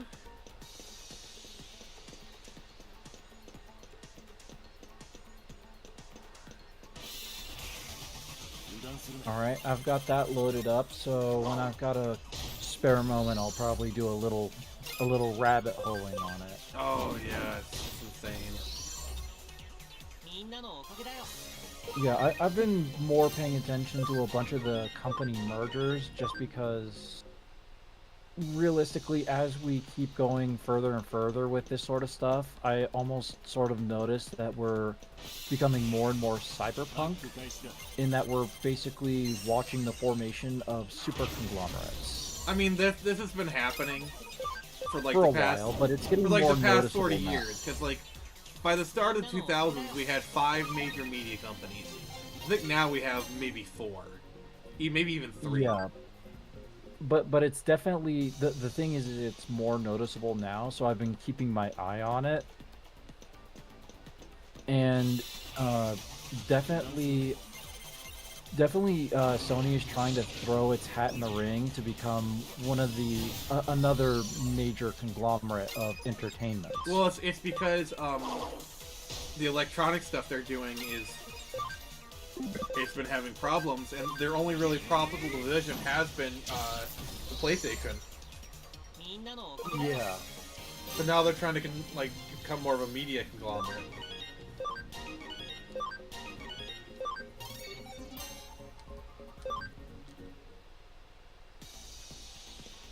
What I find interesting is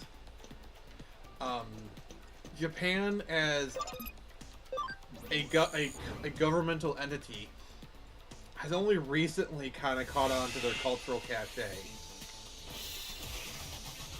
Like, have you noticed that? Yeah. Kinda. But also, Well, like, have you heard that Japan is, like, the tourism is kind of biting in the butt at the moment because, like, I guess the yen is weak to a lot of currency, so you're having, like, a lot of bad faith tourists come in, like a huge influx of them.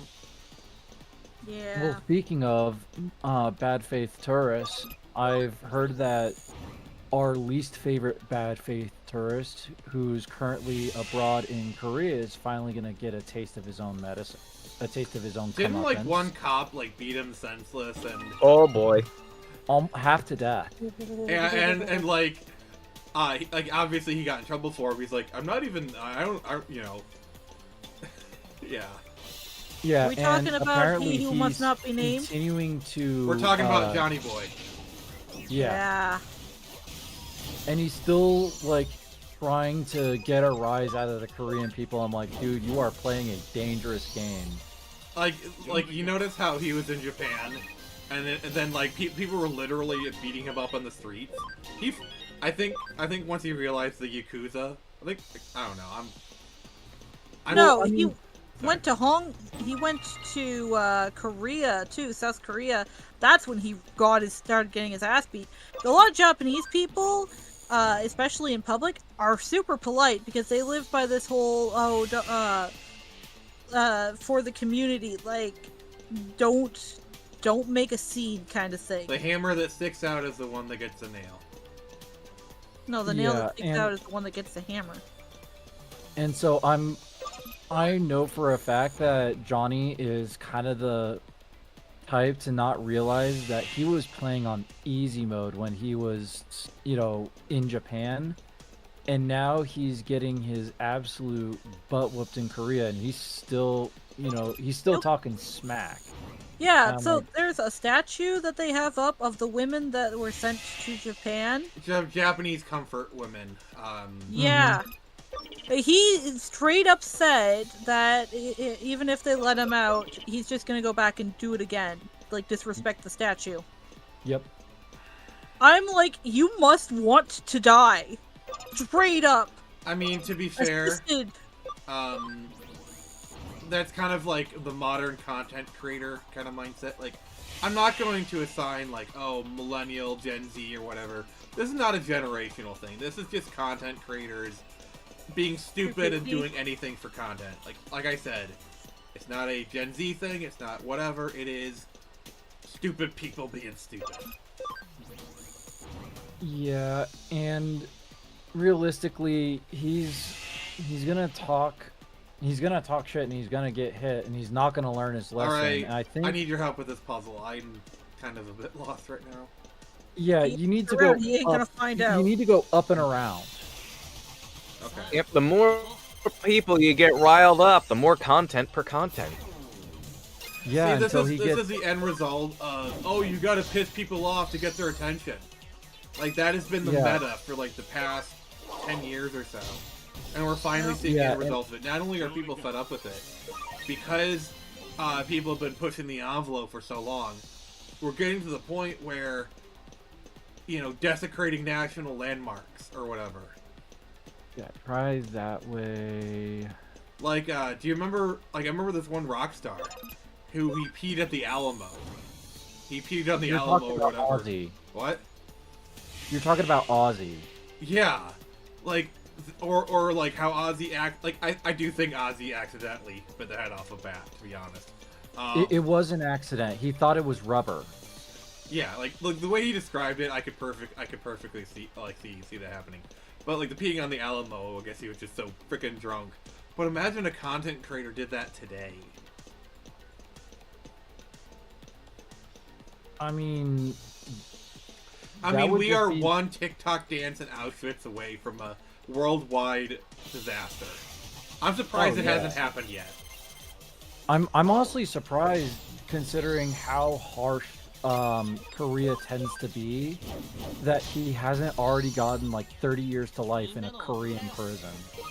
Well, apparently they're just, well, I don't know, like, the full scope of it, but there's a good chance he might not walk away from this unscathed. Best case scenario, he gets deported and barred from the country forever. That is literally the best case scenario for him. Well, for him. For the rest of us, that's worst case scenario. Yeah. Yeah. Yeah, it's kind of like how Canada doesn't want back Justin Bieber. No, I think Justin Bieber, honestly, gets I don't want to get fully into it, but no, Justin Bieber is unfairly hated, and he doesn't deserve any of what he got. He was a child who was being abused and taken advantage of. Okay, so you're gonna want to flip that back again. I think there's a way where you can use that lower half to get access down there, and there's another computer down there that you can flip. So take this one right here, the left that you just walked past. That one. Right. And then like that, and there's another one right there. Okay.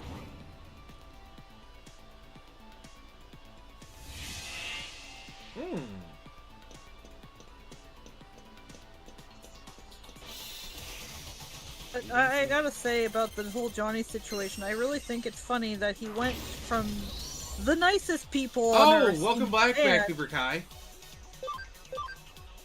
Sorry. to Korea. And if you know anything about the Koreans, it's that they are not as nice as the Japanese. Except Well, I mean, people they've think got they are. Polite. very not so nice They're not as neighbors to polite. the north. Yeah, like people think Japan is all Asians. You know, Japan is like very like safe face, politeness. You know, like For the good of the country. yeah. Honestly, you can make a lot of comparisons between Japan and Canadians. You know, like the whole Canadian niceness, while actually Canadians are some of the meanest, rudest mother effers. Oh, Black Super Kai's raiding us! Oh no! I mean, all you have to do is just take a look at, you know, Canadian history. They're war criminals who, you know, came to the Germans, and when the Germans asked them for more, they're like, "Oh yeah, sure," and then threw grenades to them. Yeah, I mean, if you look at like the history between Japan and Korea, there has been a bunch of times where Japan has tried to invade Korea, and Korea actually repels the Japanese. Yeah. And this is like the height of like samurai power or whatever. Yeah, this was basically back during the Edo period, where you essentially have Japan at its second most powerful in terms of militaristic might. I think you want to stay towards that outside ring since isn't it your entrance? Are you going for the top portal Bottom. that you're Bottom. Oh, then yeah, you want to go in there, and then there's that. Perfect. Awesome.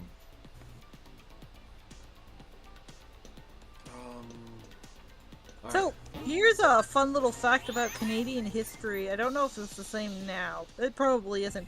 But back when I was in school, and I don't even remember what grade I was in, but we were told our history in World War II, and the way my teacher described it was as Canada's one black smear on their ledger. Oh, no. And this is what it was. It was the fact that we, during World War II, turned the Jewish survivors away when they were coming from Germany and the places that were under Germany's control. It was because, allegedly, we didn't have the room for it. But that's what they told us in history class when I was going to school. And growing up now and knowing a lot more about history than I did back then, and I feel honestly to some point knowing more than my teachers did, I can safely say that is not our only black smear. There is so much worse than we did. Not even just World War I, but what the settlers did to native Canadian people. I mean, heck, what the Canadian government is still doing to the Native American Canadian people. We call them First Nations folks. Yeah, that's because Canadians have to be different. Oh, fair enough. We could call them natives, but it gets confusing. Yeah. Right. But,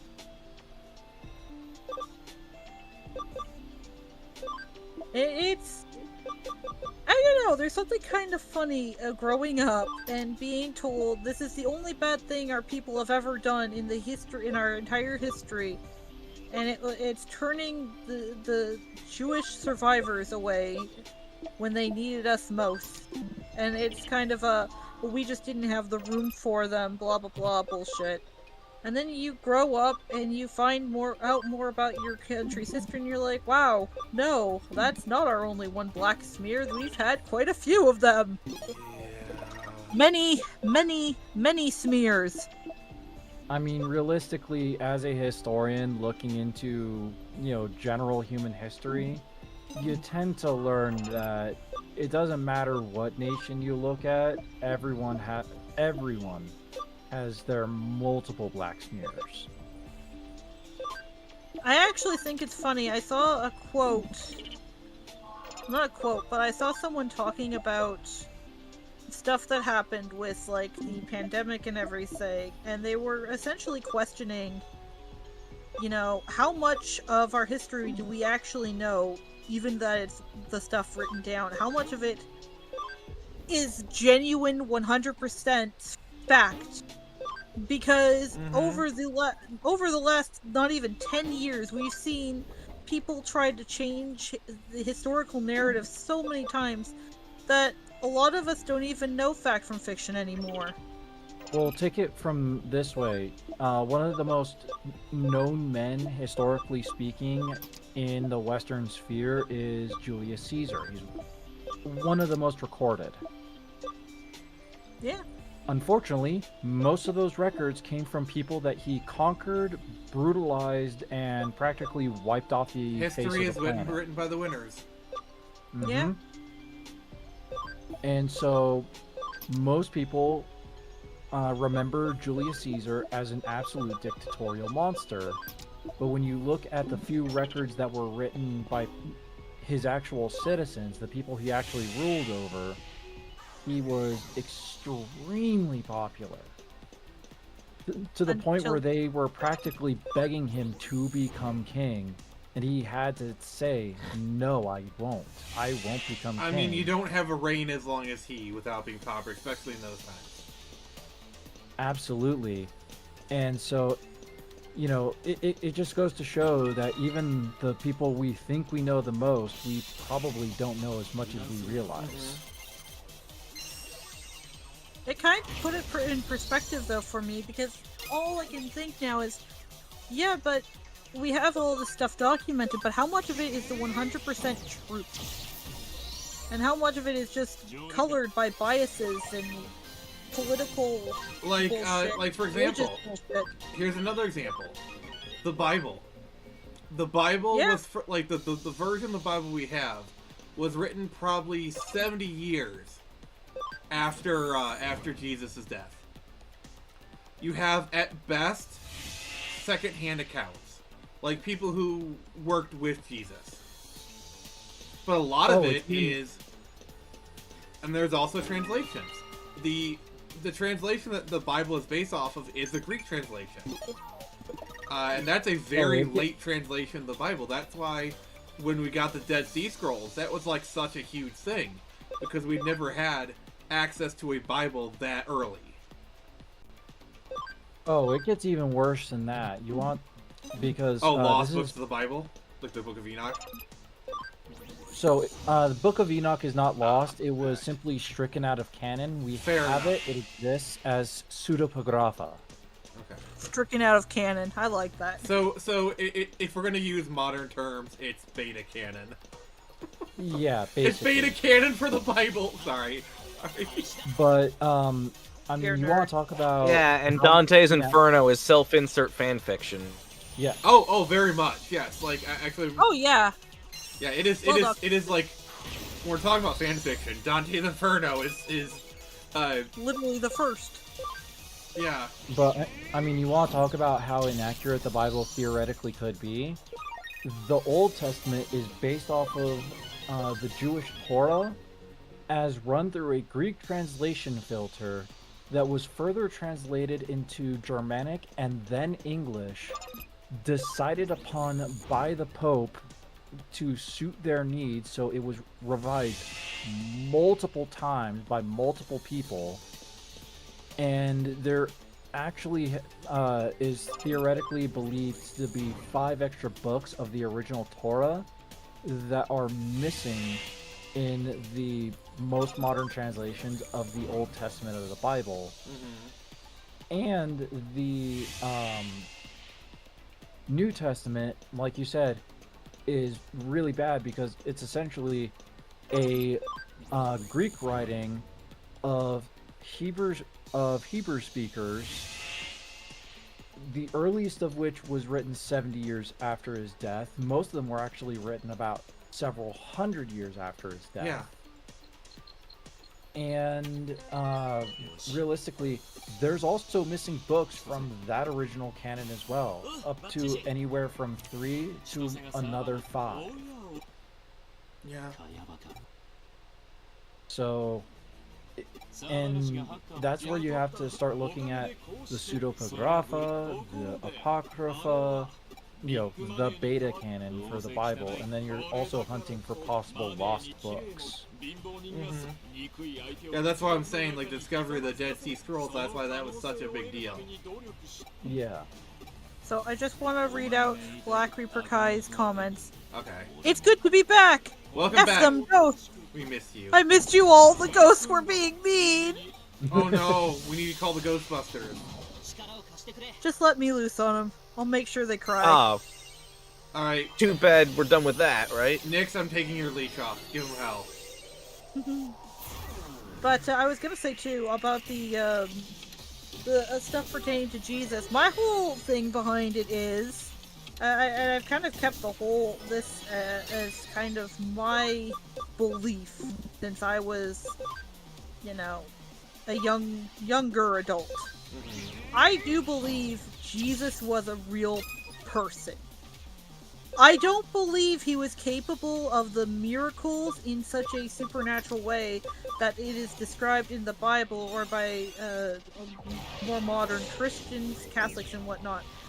I think he might have been a very intelligent man who was ahead of his time with the kind of, I guess we should call them inventions that he could craft to better his people's lives.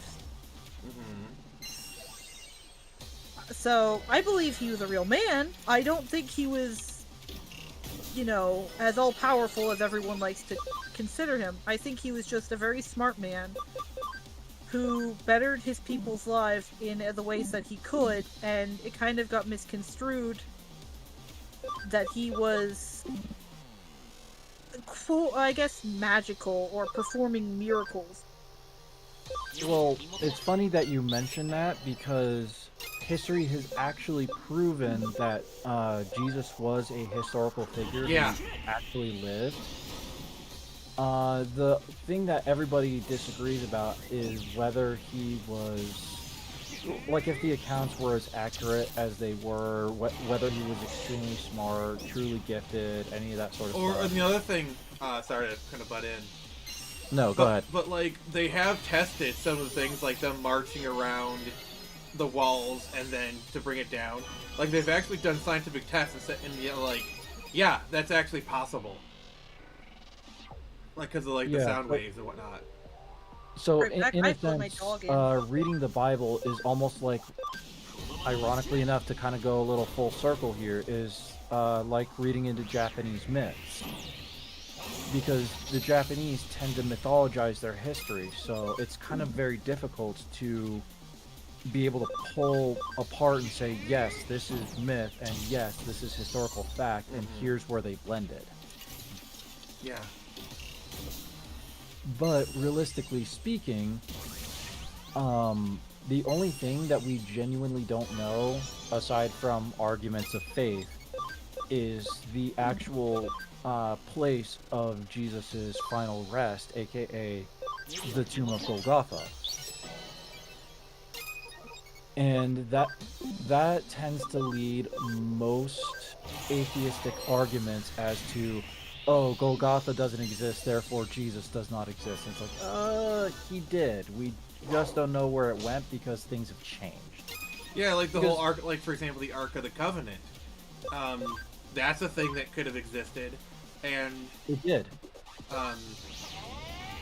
and like some people say it's like there's people in Ethiopia that say they have it. It could literally be in a cave somewhere in Israel.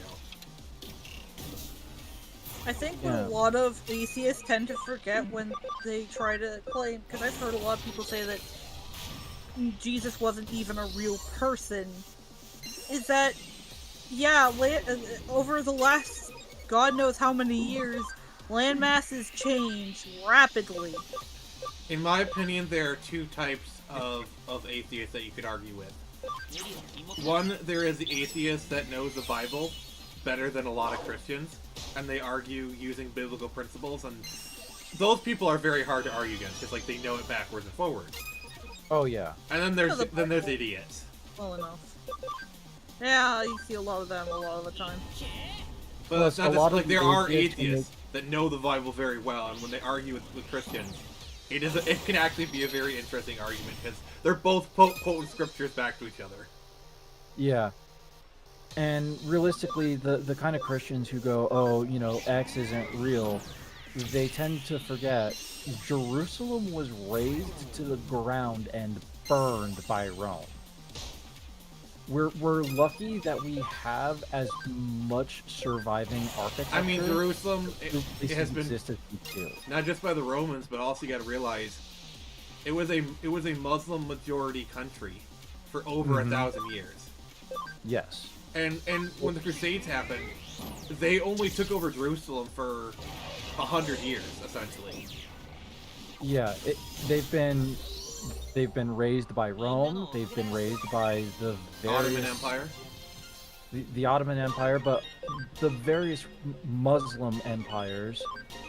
Heck, even the Templars, the Christians themselves, destroyed quite a bit of Jerusalem in their pursuit of. Those dang Templars with the area assassins into have done their their jobs. Yeah. Sorry. You think we'll But- get a bunch of TikTokers storming the location of the Ark for clout? It would be too remote. Yeah, but that would be pretty funny. Yeah.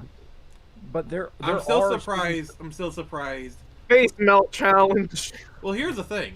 I'm still surprised we haven't seen TikTokers try and do like dances in Auschwitz or something. Like, you remember that one TikTok trend to like roleplay being a Holocaust person or whatever? I think the only Yeah, reason that was we odd. haven't seen it is because people tend to guard those places very, very hard. So if they see somebody acting out of the usual, they immediately shut it down. Yeah, because like places like Auschwitz, It's weird to say it, but it's kind of a sacred place. Yeah, I was gonna say there's Yeah. almost In kind a of weird, religious- very perverted, twisted sense. Well, no, it's a Reverence. memorial, and so in a sense, it is sacredized in the memory of those who lost their lives. You're not wrong. Yeah, the whole reason we preserve that, and we want people to visit it, is because of the whole those who do not remember the past are doomed to repeat it. We don't want this to be repeated, so we want you to remember it. Exactly.